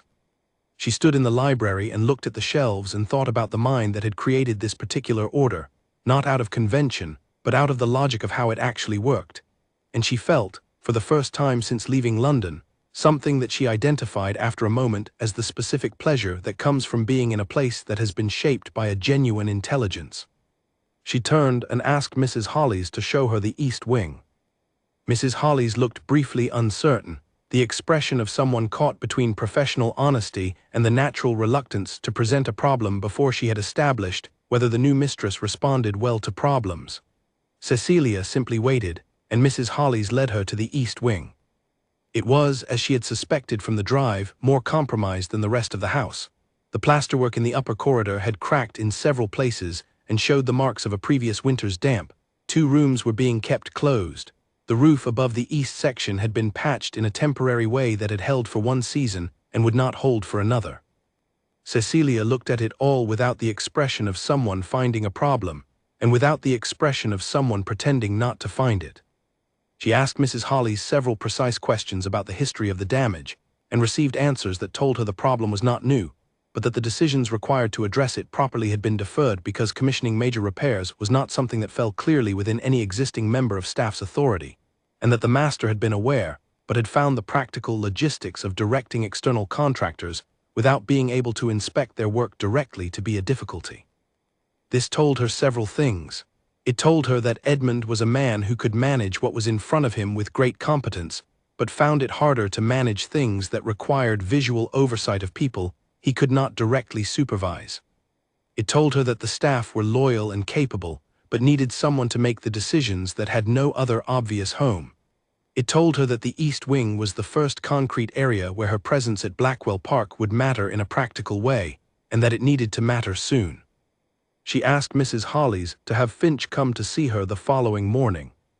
Edmund found her in the library that evening, or rather, he came to the library and she happened to be there, and he paused in the doorway and said, "You are in the right room." "The library seems like the obvious place to begin," she said. "Most people begin with the drawing room. Most people are interested in the impression they make. I am interested in where things are." He came into the room. He moved through it without hesitation, with the ease of deep familiarity, and took the chair nearest the fire, which she had not been sitting in because she had been standing at the shelves, and which he had, she realized, correctly identified as the unoccupied one. "What have you found?" he asked. She told him not the drawing room and the good furniture and the quality of the rooms. She told him about the East Wing. She told him what she had asked Mrs. Hollies and what the answers had indicated. She told him that she intended to speak to Finch in the morning and that she wanted, once she had the information she needed, to discuss the approach with him before decisions were made, because they were his house and his estate and his decisions, and she was not going to arrive and begin managing things without that being, explicitly, what he had asked for. He listened to all of it without interrupting. When she finished, he was quiet for a moment. "Oliver told me about the estimate last autumn," he said. "I found it difficult to move forward without being able to inspect the work myself." "I can inspect it," she said. "If you want to tell me what you need to know, I can be your eyes for the parts of this that require them." Another pause, longer. "That," he said finally, in the measured way of a man choosing words carefully because some words cost something, "would be very useful." It was not a large moment.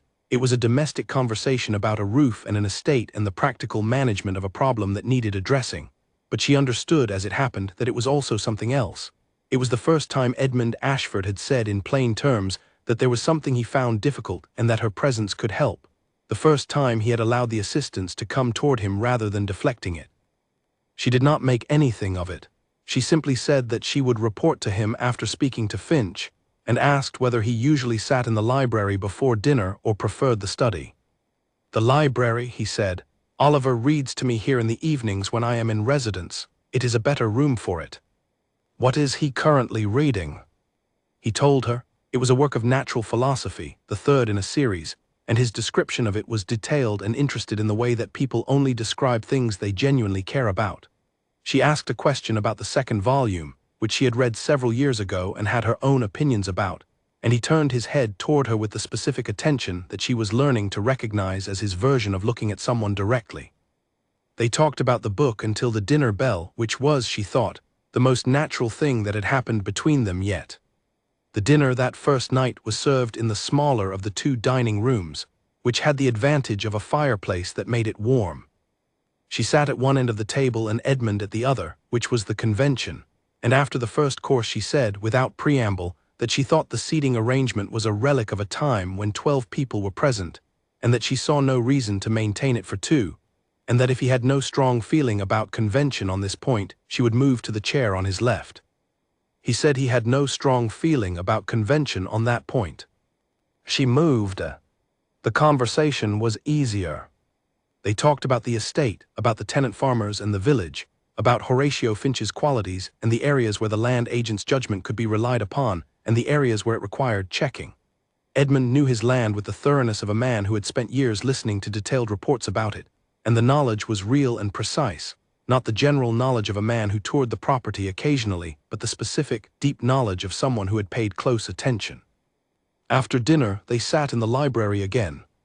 The fire was bright, and the room was warm, and Copper arranged himself across both their feet, with the majestic indifference to personal space that large dogs consistently demonstrate, and Edmund said that if she wished to continue reading the natural philosophy series herself, Oliver could bring her the earlier volumes. She said she would like that. She also said, without thinking too carefully about it first, that she would read aloud to him in the evenings if Oliver was occupied elsewhere, and if he did not have an objection to her voice as a substitute. He was quiet for a moment. The firelight moved on the walls. "I would not have an objection to your voice," he said, in the measured tone he used when something had landed differently than its surface suggested. She picked up the volume Oliver had left on the side table and opened it to where the marker was, and she read. She had a clear reading voice, having spent years reading aloud to herself and to her brother and to Clara on rainy afternoons, and the text was interesting enough to read with genuine expression rather than mere correctness. She read for an hour, pausing now and then when a passage seemed to require discussion, and Edmund made comments that showed he was listening with complete attention, real listening, the kind that tracks not just the words but the ideas in them. When she stopped, it was later than she had realized. The candles had burned lower. "You read well," he said. "The text helps," she said. "It is a good book." "Yes," he said. "But the voice matters too." She closed the book and set it down and looked at the fire and thought that this, which was nothing dramatic, nothing that would make a story anyone would tell at a dinner party, was quite genuinely all right. Better than all right. It was the quiet satisfaction of a day that had been full and real and had produced something solid rather than something decorative. She said good night and meant it without performance, and went up to the room that was now hers in the house that was now hers and lay in the bed, and listened to the particular quiet of the countryside at night, which was not the silence she had lived in London, but its own layered, living quiet, full of small sounds that the city drowned. She thought, this is manageable, more than manageable. She slept well and woke to the sound of birdsong she did not yet know the names for, and lay for a moment in the morning light thinking that the world was full of things to learn, and that she had today the time and the place and the particular company in which to begin learning them. Outside she could hear someone moving around the stable yard.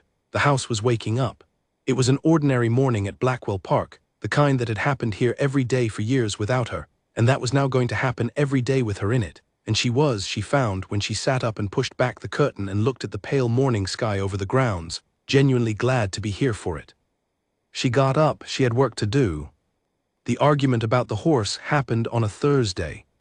It was a warm morning in late June, and Cecilia came to the breakfast table with the specific look of a person who has decided to say something and has arranged her approach during the walk from her room. Edmund was already there. He heard the quality of her footsteps and understood without having been told that the footsteps carried intention. She sat, she poured her tea with the familiar sound he had learned in the mornings. She said, pleasantly, that she had spent time with Sable again the previous afternoon. He said that was fine. She said that Percy had told her Sable had not been properly exercised in over 2 years. He said that Percy was correct. She asked whether she might take Sable out. He said no. A pause, not the pause of someone who had expected a different answer. The pause of someone who had expected this answer, and was deciding how to proceed with it. "Why?" she asked. He said nothing immediately. The question was straightforward. It deserved a straightforward answer, and the straightforward answer was, because the mare had been his particular horse, and the idea of her being ridden by someone else, of someone else having the relationship with her that he was no longer able to have, was a pain he had not examined closely enough to articulate clearly. This was not a rational answer. He knew this. He also knew that it was the real one. "She is idle," Cecilia said. "She needs to work. Percy is managing her, but it is not the same as proper exercise, and it is not good for a horse of her quality to stand in a stall." "I know that." "Then why not?" He said, "Because she was my horse." The words came out more plainly than he had intended. He had meant to find a more managed version of this, a more reasonable-sounding argument. What came out instead was the truth, and the truth was both small and vast, as these things often are. Cecilia was quiet for a moment. He heard her set her teacup down with the precision she always used for small movements. "She still is your horse," she said. "She would be ridden in your grounds on your estate. She would come home to your stable." "Nothing about that changes." "Cecilia." "I'm not arguing with the feeling," she said, and her voice was not without care. "I understand the feeling. I am telling you that the feeling is directing you toward something that is not good for the horse, and that you are a man who has always managed to separate what he feels from what he should do, and I think you can manage it here too." He was silent. The morning was warm. Somewhere outside, one of the gardeners was working. He could hear the distant sound of a spade. "You have not said I am wrong," she observed. "No," he said, "I have not."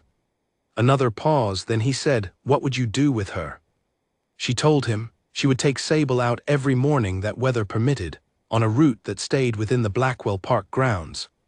She would bring her back to the stable after no more than 2 hours. She would report to him on the mare's condition and behavior, because she had grown up with horses and could read a horse's state well enough to give him a useful account of it. He sat with this. He sat with the discomfort of it, which was real, and he sat with the rational part of his mind, which was telling him clearly that Cecilia was right, and he sat with the particular complexity of being a man who could no longer do something he had loved and having to decide whether the alternative was better than the deprivation of the thing entirely. "Fine," he said, "take her out." Cecilia said thank you with the quietness of someone who was not making a triumph of it, and he appreciated this significantly. The next morning she rode Sable before breakfast. He sat in his study, which faced the grounds, and he heard faintly the sound of hooves on the grass below, and he sat very still and listened to it and let himself feel what it cost him without pretending it cost nothing, because he had found over 3 years of managing losses that pretending things cost nothing made them cost more in the end. He felt it. He let it be felt, and then it was a little smaller than it had been. When the hooves stopped, he heard the crunch of the stable yard, and then some time later footsteps on the back stairs in the corridor, and then Cecilia at the study door. "She is extraordinary," she said without preamble. "I know," he said. "She has the best canter I have ridden since I was 18, and my uncle had a gray that I was convinced was part bird." He found himself on the edge of a smile. "Where did she take you?" She described the route she had taken. She described the way Sable moved across the east field, the specific quality of the mare's pace on the softer ground near the stream, the way she had stopped at the top of the rise near the old oak, and stood for a moment as though she knew there was something worth pausing for. She described it the way she described things when she was genuinely engaged, with the particular vividness of someone who was trying to give the other person the experience of seeing something they had not seen. He listened and said nothing for a long moment. Then he said, "Come and stand at the fence with me." She paused. "I am sorry." "The paddock fence. I used to stand there, before Belgium. There is a corner where you can hear the horses when they are in the east field, and the sound carries differently than from the house. Come with me." She came. They walked around the side of the house into the paddock, and he found the corner he had described, and they stood there, and the sound of the estate came around them, the birds and the distant movement of the cattle in the far field and the wind in the grass, and Sable was visible from there, moved back to the paddock now, and Cecilia described her standing in the sun with the ease of someone who has been asked to do something natural. He stood for a long time. Then he put his hand on the top rail of the fence and stood with it there, and he was quiet, and it was not a sad quiet, or at least not only a sad quiet. It was the kind of quiet that comes from letting something be what it is rather than what you wished it were. "Thank you for telling me," he said. She did not ask what he meant, because she understood what he meant. They walked back to the house for breakfast, and the argument was over and something else had begun, something that did not yet have a name but that had started in that paddock corner with a hand on a fence rail and the sound of a horse in the east field, something that was going to take its time and was in no hurry, which suited both of them perfectly. She brought him the east field in the evenings after that. Not always, but when she had walked somewhere or seen something that had a quality she thought he would want to know about, she described it, not in the manner of a guide performing a service, in the manner of a person sharing what she had seen, the way you share things with someone whose company makes the seeing better. He listened with his full attention every time. The weeks moved into summer with the particular abundance that the English countryside produces in the good months, and Blackwell Park filled with it in the way that large grounds do, the trees heavy with their full green, the kitchen garden productive past what the household required, the long light of the evenings stretching the days out until 9 o'clock in a way that made it difficult to believe that winter had ever been real or would ever return. Cecilia had settled. She would not have used that word to herself because it had a quality of finality about it that she was not sure she believed in, but it was the accurate word. She had found the rhythm of the place and she had found her role within it, and she had found, which was the thing she had least expected to find so quickly, that she liked it here. Not merely tolerated it or managed it or was making the best of it, liked it. The grounds and the library and the particular quality of a morning in the countryside, and the dinners that had become genuine conversations, and the evenings in the library that had become something she thought about during the day, with something adjacent to anticipation. She was writing longer letters to Clara. Clara was writing back with increasing frequency and with an increasing number of questions, and the questions were the kind that told Cecilia that Clara was reading between lines in the way she had always been able to, and that the lines were saying something that Cecilia had not entirely said explicitly. Edmund, for his part, was navigating his own adjustment to the change in his house, which was a more complicated adjustment than he had anticipated, not because the change was difficult, but because good change is sometimes harder to accommodate than difficult change, because it requires something of you in a way that endurance does not. He was accustomed to his house. He was accustomed to its sounds and its rhythms and the specific quality of each room's silence, and he had, over 3 years, built an intricate internal map of the life he moved through, a map that allowed him to function with the independence that was, for him, not a luxury but a matter of dignity. Into this carefully maintained order came Cecilia, who did not disrupt the map but who added to it, in ways that were incremental and daily, and that he was finding, against his expectation, entirely welcome. Her footsteps were quiet but not silent. He had already begun to recognize them, the particular rhythm of her walk, which was unhurried but not slow, purposeful without being heavy.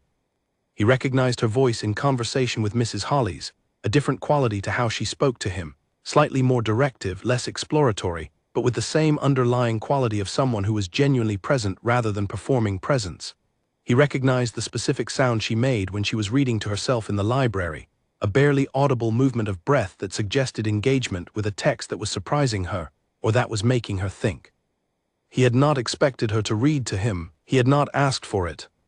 When she had offered on that first evening, he had felt the offer land in a place he had not known was there, because Oliver read to him every evening, and Oliver read well, with accuracy and good pace, but Oliver read in the way of a man who was doing his job faithfully, and what Cecilia had done in the library that first night was something different.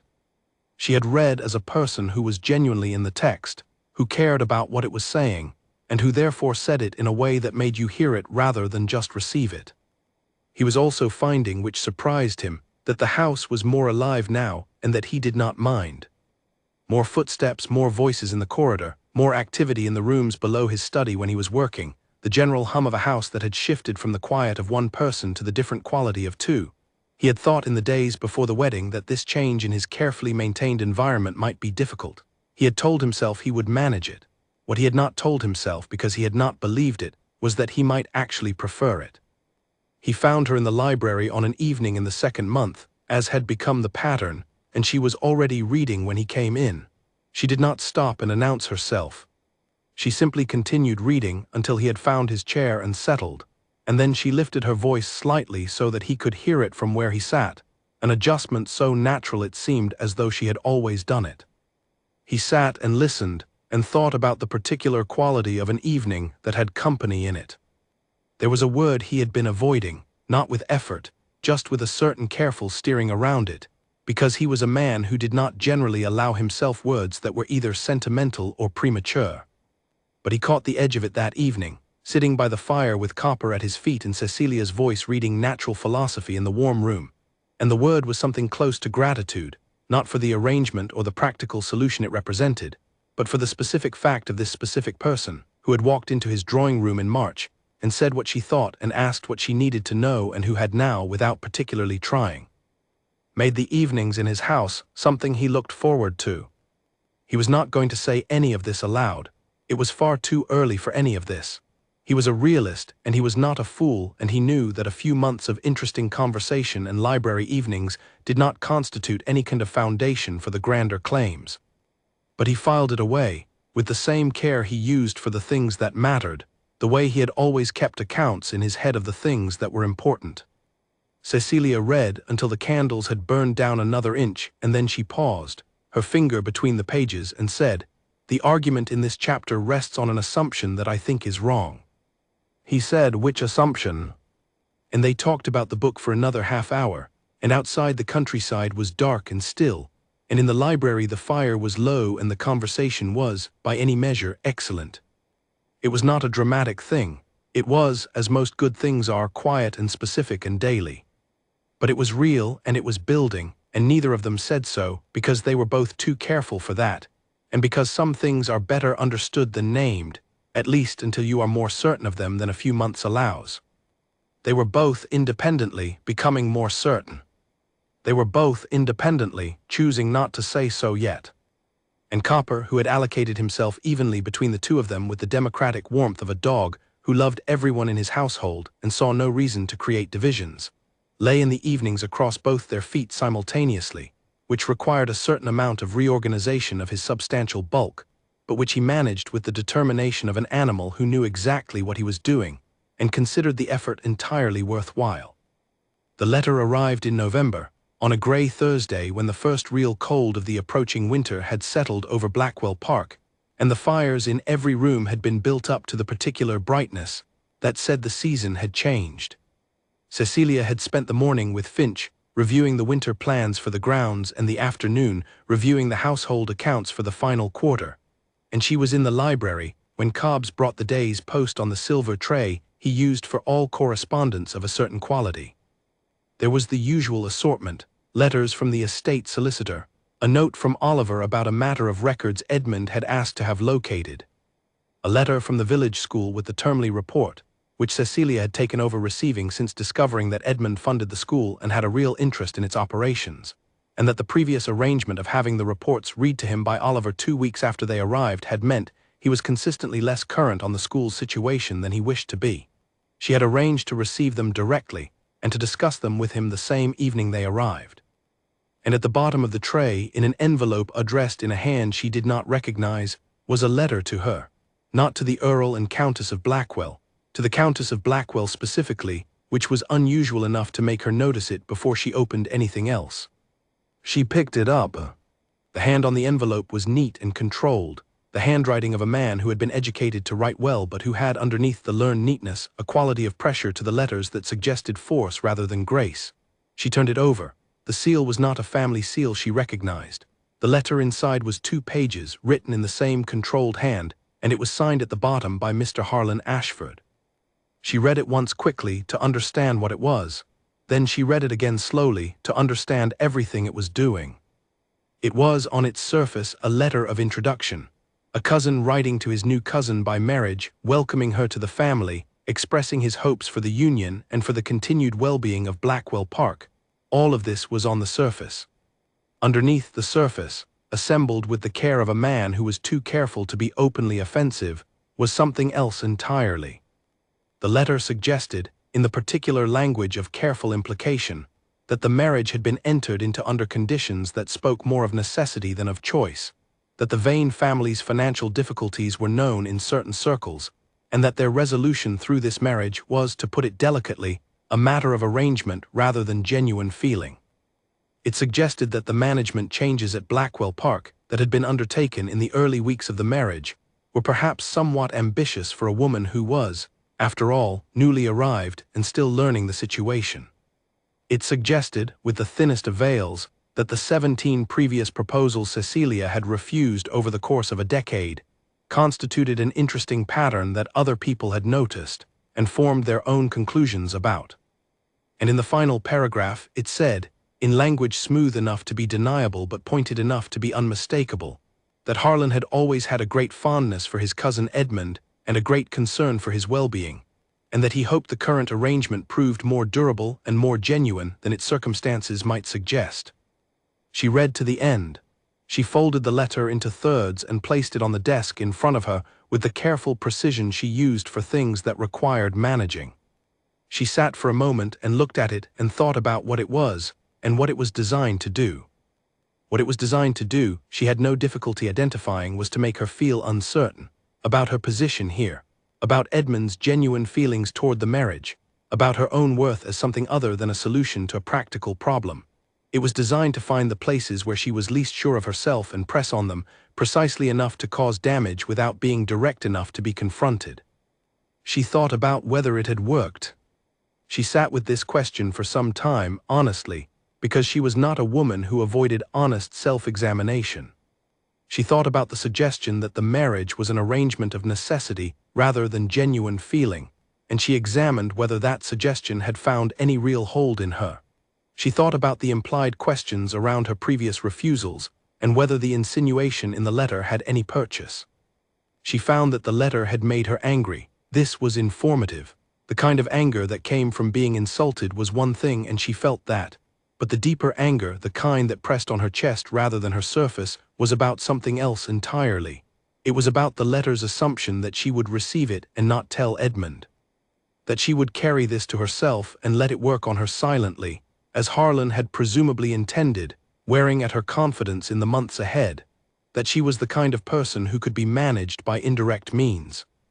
She was not that kind of person, she never had been. She thought about whether to tell Edmund.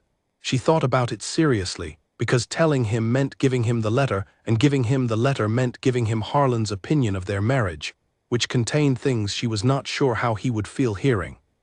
She thought about the possibility that it would be kinder not to tell him, and then she thought about the fact that they had built, over these months, something real between them, built it out of honesty and directness and the consistent practice of telling each other the truth, and that she could not undermine that foundation for the sake of protecting him from an unpleasant letter. She put the letter in her desk drawer, not to conceal it, just to hold it there while she thought. By dinner she had not said anything. Edmund noticed. She could tell by the particular quality of his attention that evening, the way he asked how her afternoon had been, and listened to the answer with a fractionally higher degree of focus than usual, the way a man listens when he is listening for something specific. She said, across the dinner table, "Something came in the post today that I want to show you." "I know," he said. She looked at him. "How?"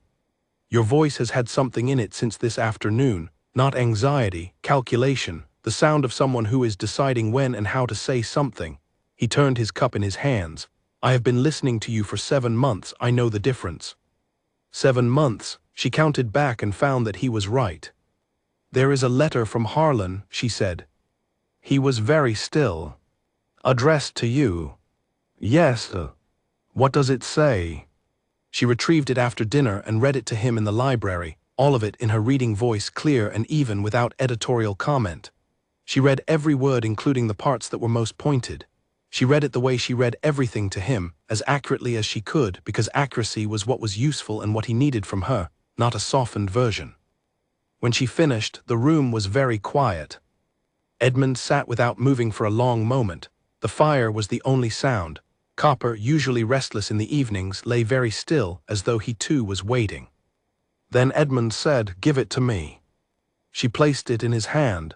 He held it for a moment without anything changing in his expression. She watched his face, which she had become very good at reading over the months, and what she saw was not anger exactly, or not only anger. It was the specific expression of a man who has had a long-standing suspicion confirmed, and who has been waiting with some patience for the confirmation to arrive, and who is now deciding with the same patience what to do about it. "He has always been careful," Edmund said at last quietly. "He knows what he is doing. He has known all his life that there is a particular kind of damage that can be done without leaving any marks, and he has always preferred that kind." "Yes," she said. "Did it affect you?" She thought about this. "It made me angry," she said, "which is not the same as affecting me in the way he intended." A pause. Then he said, with a quietness that was not anger, but was something very close to its steady older brother, "Good." He held the letter for another moment. Then he said, "I would like to dictate a letter to Grantham tonight if Oliver can be summoned. It is nearly 9 o'clock. Oliver lives half a mile away and he has excellent legs." There was a dryness to this, just a thread of it, that she recognized. "I want this addressed tonight. There are arrangements in place that I have been meaning to review for some time, and I would like to begin that review." Oliver was summoned. He arrived in 20 minutes with his coat over his night clothes and his notebook, and the expression of a young man who had decided, early in his employment, that unusual hours were simply a feature of the position, and that he would not waste time being surprised by them. Edmund dictated to Grantham. It was a letter about the specific financial arrangements that connected Harlan to the estate, the quarterly income he received from a trust Edmund's father had established, and that Edmund was legally permitted to restructure under certain conditions, and several other matters that Cecilia did not know the full details of, but that Edmund laid out with the precision of a man who had been thinking about this for some time, and had only needed a clear reason to act on his thinking. Then he dictated a second letter. This one was to Harlan. Oliver, to his credit, wrote it down without a word, his pen keeping pace with Edmund's voice, which was even and unhurried, and said things in plain language that left absolutely no room for the kind of deniability that Harlan preferred. Edmund told his cousin, in writing, that he had read the letter to the Countess, that he considered it an attempt to undermine his wife's confidence in her position at Blackwell Park, and that this attempt had failed, which did not surprise him, since he had chosen his wife for her strength of character, and not in spite of it. He told Harlan that the management changes at Blackwell Park that the letter had implied were ambitious, were in fact overdue and necessary, and were being executed with a competence that exceeded anything the estate had previously benefited from. He told Harlan that correspondence to members of his household should in future be addressed to him as well, and that any future communication of a similar nature would be treated accordingly. He did not threaten, he stated. There is a significant difference, and the difference was what made the letter far more effective than any threat could have been. Oliver finished writing and looked up with the expression of a man who was privately deeply impressed, but was professionally maintaining neutrality. "You can go home, Oliver." "Thank you." Oliver went home. Edmund sat back in his chair with the particular settled quality of a man who has done what needed doing and feels the specific relief of action after deliberation. Cecilia was quiet for a moment, then she said, "That was very thorough." "I have been waiting for Harlan to do something specific for some time," Edmund said. "He has been circling for months. A letter to you was the specific thing I had partly expected." "You expected it?" "He is predictable in his methods, if not his timing. He needed to find something that would not come directly at me because he knows I would not tolerate that. So he found you." He paused. "He did not account for the fact that you would tell me." "Did you think I might not?" He was quiet for a moment. "I hoped you would. I did not assume it." She thought about this. "I almost did not," she said honestly. "I sat with it for the afternoon. I thought about whether it was kinder not to. And decided that we have built something here that depends on honesty, and that I was not going to compromise that for the sake of protecting you from an unpleasant letter. You are not someone who needs protection from unpleasant information. You need the information." Another quiet. The fire was low, the room was warm. "Yes," he said. "I do." She went to bed that night and lay in the dark, and felt the specific quality of having done the right thing, which is not the same as the comfortable thing, and not the same as the easy thing, but which has a particular steady warmth that neither comfort nor ease exactly replicates. She had not been afraid of the letter. She had been angry, and then she had been clear, and then she had acted on the clarity. This was, she thought, simply who she was, the same in this house as she had been in all the others. She was glad of it. She was also glad, though she did not quite examine this directly, that when she had said that what she was protecting was what they had built together, the word they had felt true. It had not always felt that way. It had begun as her and him, two separate people occupying a shared arrangement. Somewhere in the library evenings and the conversations over dinner, and the argument about the horse and the paddock fence and the east wing and the winter accounts and all the small daily things that days are made of, it had become something else. She was not ready to name it, but she knew it had changed, and she lay in the dark thinking about it and found that she was, underneath everything, entirely glad that it had. What she did not know, lying in the dark that Thursday night, while the wind came in off the Hertfordshire fields and Blackwell Park settled into its cold season quiet, was that Harlan Ashford's letter had not done the damage he had intended. It had done the opposite. It had given two careful, reserved people who were moving toward something slowly and by individual choice, a reason to move slightly faster, because nothing clarifies what matters to you quite like someone attempting to take it away. Edmund knew this too, in the study where he sat for another hour after Oliver left, thinking the precise thoughts of a man who has just been reminded, by an enemy's action, of exactly what he is protecting and why it is worth protecting. He admitted to himself in the quiet of that hour, managing his own feelings about Cecilia with the same patience he applied to most things, moving toward them gradually rather than rushing them, because rushing had never been his way, and because the last thing he wanted was to say something premature to a woman who had told him, in their first conversation, that she made decisions after gathering information and not before it. But Harlan's letter had clarified something that careful management had kept slightly soft around its edges. He was not managing an arrangement. He was in something real, and Cecilia was in it with him, and the letter had shown that she was in it in the way that mattered, not passively and not as an obligation, but as a participant who had chosen to be here and who was not going to let anyone, including a man in Bath with a grievance and a carefully worded pen, take that away without a fight. He sat with this, and found it warmer than almost anything he could remember feeling in a very long time. Then he went to bed, and he slept well, and in the morning he asked Cecilia at breakfast how Sable had fared in the cold, and she told him with the detail and warmth that she always brought to the morning report, and the day began the way the days were beginning now, which was better than they had begun in years, and which he had stopped pretending was anything other than what it was. The winter deepened into the kind of cold that was particular to the English countryside, a cold that arrived not in dramatic storms, but in a slow, determined settling, frost on the grass each morning, and the light changing by late afternoon to a pale, thin quality that made the world look like something drawn in pencil rather than painted. Cecilia had grown up in London, where winter was a noise problem as much as a temperature problem. The way the city turned its energy inward and became louder and more tightly packed, the streets crowded with people doing their best to pretend the cold was not there. The countryside was different. The cold here had space in it. It spread itself over the fields and the bare trees and the long grounds of Blackwell Park with the unhurried confidence of something that knew it had months ahead of it and was in no rush. She found she liked it. She had not expected this. She had expected to miss London. She had expected the specific rhythm of city life to be something she felt the absence of, the way you feel the absence of a sound you have been too accustomed to, only after it stops. And there were things she missed. She missed Clara, who wrote regularly but whose presence was a different thing from her letters. She missed the particular quality of London's bookshops, the way you could spend a Wednesday afternoon in a room full of things you did not know yet and leave with your arms full of new ones. She missed the density of company that the city provided, the way you could, if you wanted, never be entirely alone. But she did not miss the city the way she had expected to. What she found instead, as November deepened into December, was that she had been filling a certain kind of need with London's company that Blackwell Park was filling differently, and that the different kind of filling was, in its own way, better, not louder, not more varied, simply more real. She rode Sable every morning that the ground permitted.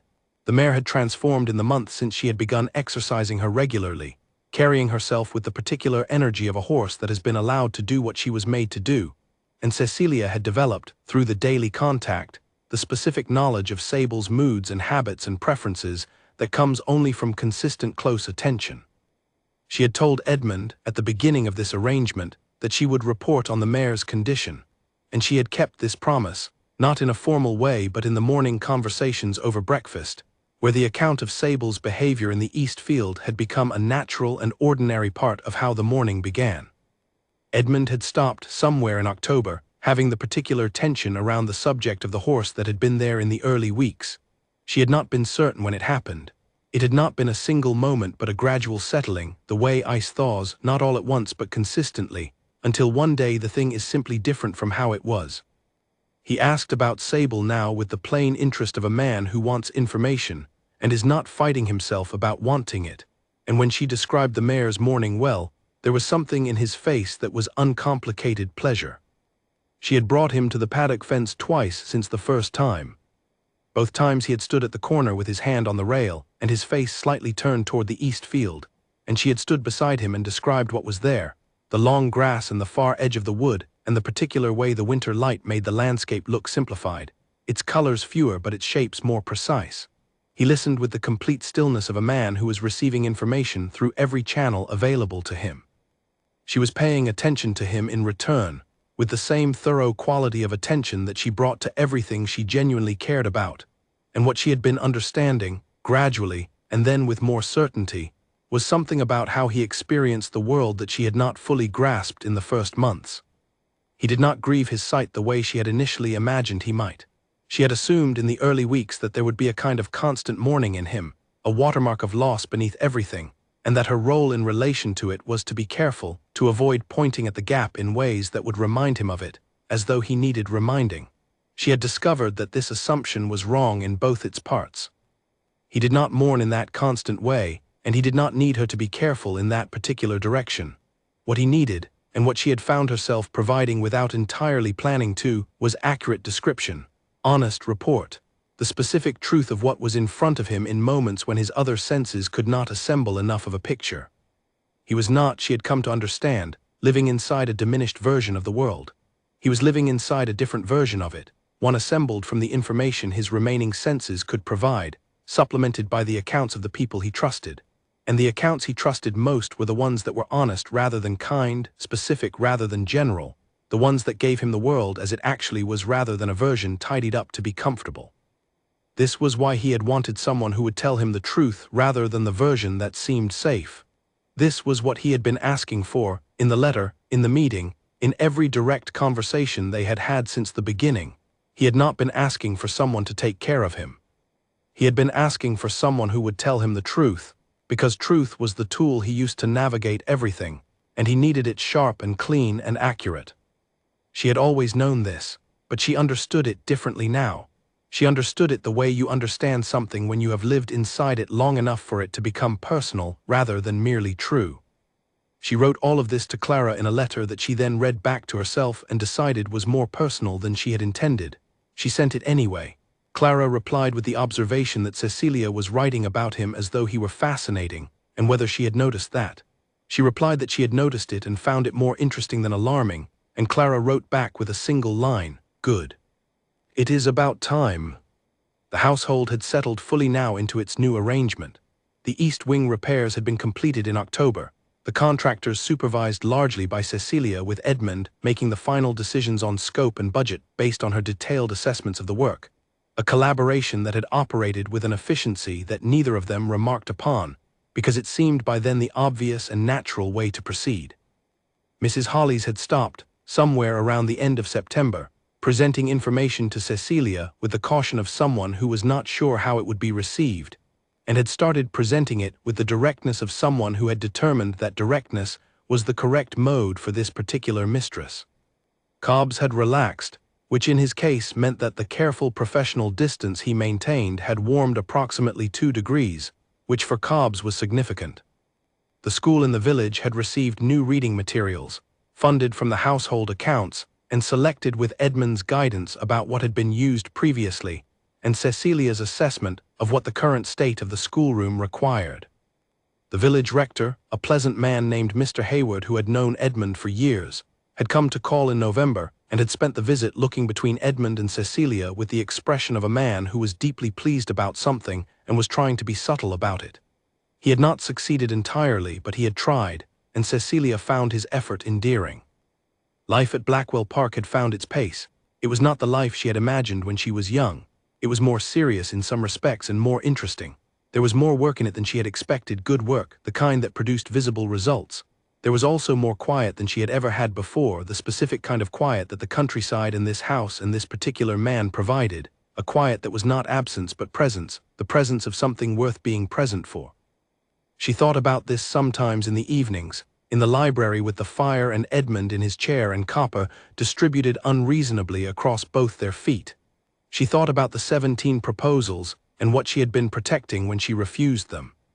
She had thought at the time that she was protecting herself, her freedom, her self-possession, the capacity to live as herself rather than as a version of herself designed to fit inside someone else's expectations. She had not been wrong about this.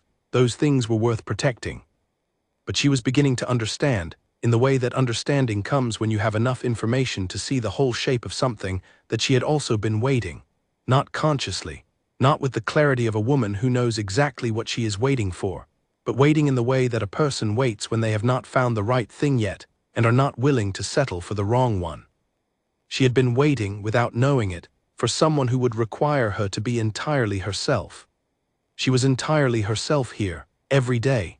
There was no other way to be in this house with this man, no performance that would have served any purpose, no careful management of impression that would have produced any effect other than failure, because he did not read impression. He read her. She was thinking about this on a morning in December when Edmund came into the library where she was reviewing the household accounts, and said, without any particular preamble, "Are you happy here?" She looked up. He was standing in the doorway, not quite in the room, and his face had the particular stillness that meant he was asking something he had been thinking about for some time, and had decided to say directly rather than wait for the right moment, because the right moment does not always arrive, and sometimes you have to make one. She put her pen down. She thought about the question seriously, because he had asked it seriously and deserved a serious answer, and because the answer was not small. "I did not come here to be happy," she said at last. "That was not the aim." "I know," he said, "that is not what I asked." She was quiet for a moment. Outside, the winter grounds were still. The light was the particular pale gold of a December morning, low and slanted, and it came through the library windows and lay across the desk in warm strips. "I appear to have become it anyway," she said, "which is quite inconvenient." He did not move from the doorway for a moment. Then he said, "Why inconvenient?" "Because it is considerably harder to be practical about a situation you are happy in than one you are merely managing," she said. "It introduces a variable I was not accounting for." He came into the room. He came to the chair near her desk, not his usual chair but the closer one, and he sat, and he was very close now, close enough that she could have reached out and touched his hand on the armrest, which she did not do but was aware of. "I have been attempting to be practical," he said, "for 7 months with decreasing success." She was very still. "I see," she said. It was all she said, but it was said in a way that held everything she had been thinking about for the past several days, and she suspected, from the slight change in his expression, that he heard it. "Cecilia," he said, and her name in his voice had at that moment an entirety to it, a fullness that the word had not had in all the months he had been saying it, as though it had been gaining something all that time, and was now, in this moment, complete. "Edmund," she said, which was all the answer there was, and which was, somehow, entirely sufficient. Neither of them said anything grand. Neither of them made a speech or used the large words that the occasion, in a different kind of story, might have called for. What happened instead was simpler than that, and therefore truer. He put his hand out, toward the desk where he had heard her pen set down, and she placed her hand in it, and they sat like that in the winter morning light for a long moment, two people who had arrived at the same place from different directions and found, with the particular relief of travelers who have been uncertain of the route, that they were standing in the same place at the same time. There would be things to say. There would be the words eventually, when both of them were ready to say them, and they would say them because they were, both of them, people who said what they meant when they had gathered enough certainty to say it well. But not today. Today was enough as it was, which was more than enough, which was, quietly and without drama, everything. Copper, who had been asleep by the fire, lifted his head. He regarded them both with the expression of a dog who has known something for considerably longer than the humans involved, and who is pleased that the humans have finally caught up. He sighed with deep satisfaction and put his head back down on his paws. The fire burned on, the light moved across the desk. Outside, Sable was in the east paddock, and the winter grass was pale and still, and somewhere in the village the school was in session and the tenants were going about their December business, and the life of Blackwell Park continued in all its small and necessary particulars. Edmund held her hand and did not let go, and she did not take it back. It was a quiet revolution, what happened in that library on a December morning. It did not look like one from the outside. From the outside it looked like two people sitting at a desk, one of them holding the other's hand. From the inside it was the settling of something that had been slowly finding its place for months, the final shift of a thing into its correct position, the click of a key turning in a lock that has been waiting for exactly that key. She had come to Blackwell Park in May carrying practicality and competence, and the hard-won understanding that life rarely offered you what you actually wanted, but that you could make something good from what it offered if you were honest and careful and willing to work. She had not expected to find something that was, in addition to all of that, also what she actually wanted. She had found it anyway. And Edmund Ashford, who had sat in a study on a Thursday morning 11 months ago and received his fourth letter of polite refusal, and who had told himself with the stubborn patience of a man who refuses to be defeated that he was not finished yet, had been right. He was not finished. He had, in fact, in some ways that he was only beginning to understand, only just properly started.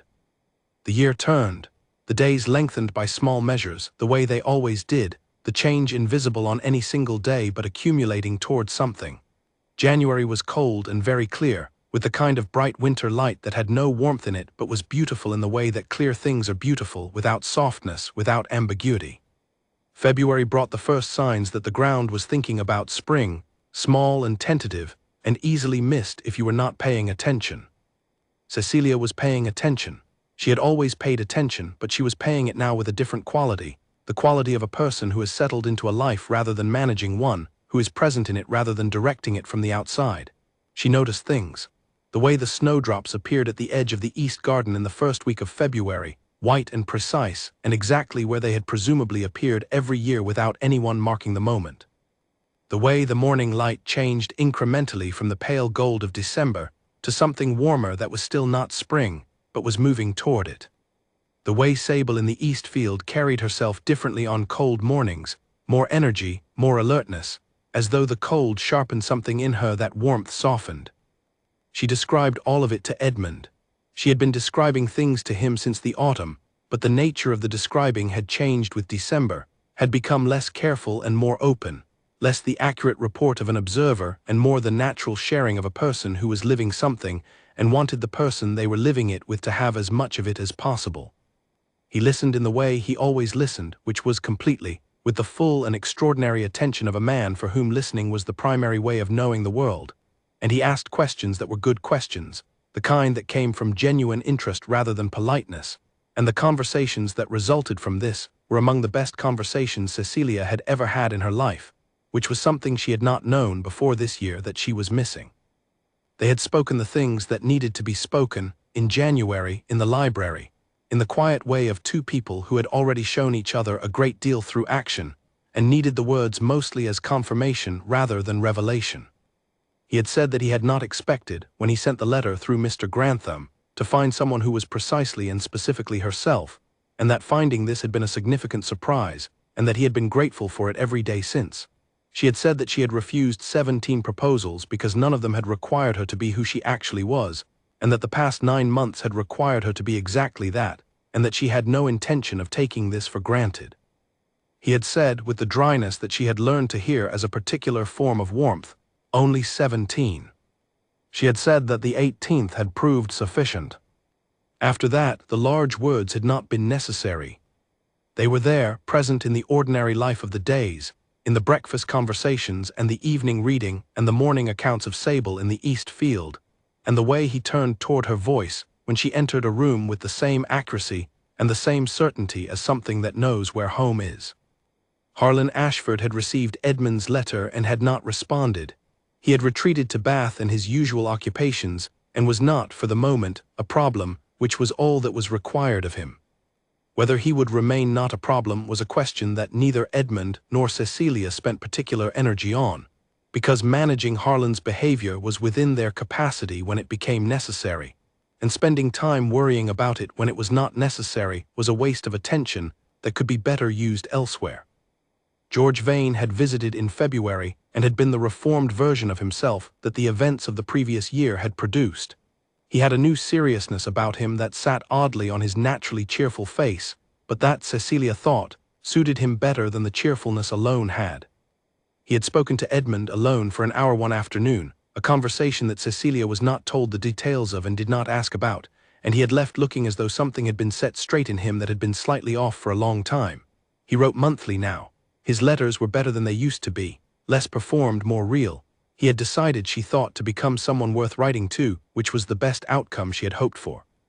Oliver Pratt had been given a raise in January, on Edmund's instruction, and Cecilia had then raised it further on her own instruction, on the grounds that a man who turned up at 9 o'clock at night in his coat over his nightclothes with his notebook ready, and who had served as faithfully as Oliver served, deserved more than any single raise was likely to cover.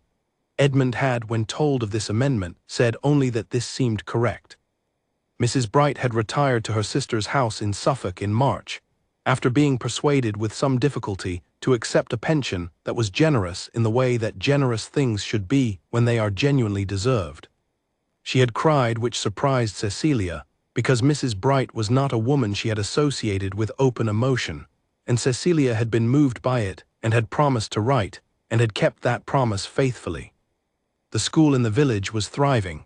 The east wing was solid and dry through its first proper winter with the repairs complete. The roof had held. Sable was in the east field every morning, and the sound of her reached the paddock fence on the right days, and Edmund stood there with his hand on the rail and his face turned toward the east, and Cecilia stood beside him and described what she saw, and what she saw was always worth describing. She told him about the light on the grass in the early morning, the specific gold of it before the day had fully arrived. She told him about the way the seasons had changed the property over the course of the year, the bare austerity of February giving way to the mild green of April, giving way to the full, dense green of summer. She told him about the cloud formations on the particular mornings when the clouds were worth the attention, which was more often than she had expected before she had started looking at clouds with the time and care they deserved. She told him about all of it without selection or management, because he had asked her once to tell him only what she actually saw and not the version she thought he would want, and she had taken this seriously, and the result was a picture of the world that was specific and honest, and that gave him, she hoped, something close to what she was actually seeing. He told her things too. He told her the history of the estate, the things that had happened in these grounds across the generations before him, the stories his father had told him, and that he had carried without always knowing he was carrying them.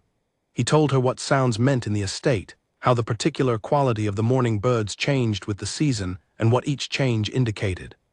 He told her the names of the tenant farmers and the particular history of each family, who had been there longest and who was newest, and what the land meant to each of them in the specific, individual way that land means different things to different people.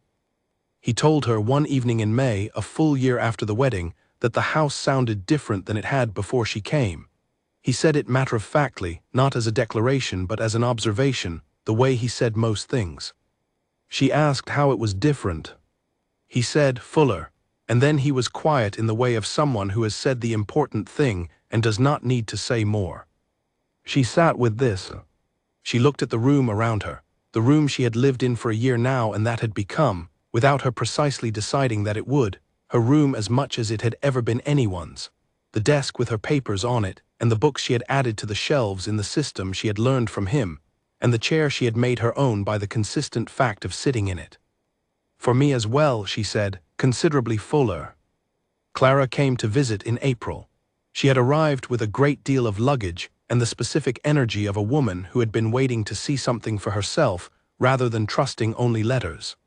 She spent 5 days at Blackwell Park, and she observed in the way that close friends observe, with the combination of love and complete honesty that makes such observation worth having. On the third evening, when Edmund had excused himself after dinner on some business with Oliver, Clara looked at Cecilia across the drawing-room with the expression she had been wearing on and off since she arrived. "Well," she said. Well, Cecilia agreed. You were right, Clara said. He is entirely different from what one prepared for. Most things worth finding are. Clara was quiet for a moment, then she said, You are happy. It was not a question. Cecilia looked at her oldest friend, who had known her since they were girls and who had sat across from her through all the years of the refusals and the solitary managing and the life that had been hers, and that she had been glad of, and she thought about the fact that this same friend was looking at her now and seeing something different and better. Yes, she said, I am. It shows, Clara said. It has been showing since I arrived. You look like yourself, but more so, if that makes any sense. It made sense. It was precisely the sense that Cecilia had been trying to make of it herself, the feeling of being herself but with something added, not something from outside but something from inside that had not, before this year, had space to grow. He is the most interesting person I have ever met, she said, and I have met a great many people. I know, Clara said, I was there for most of them.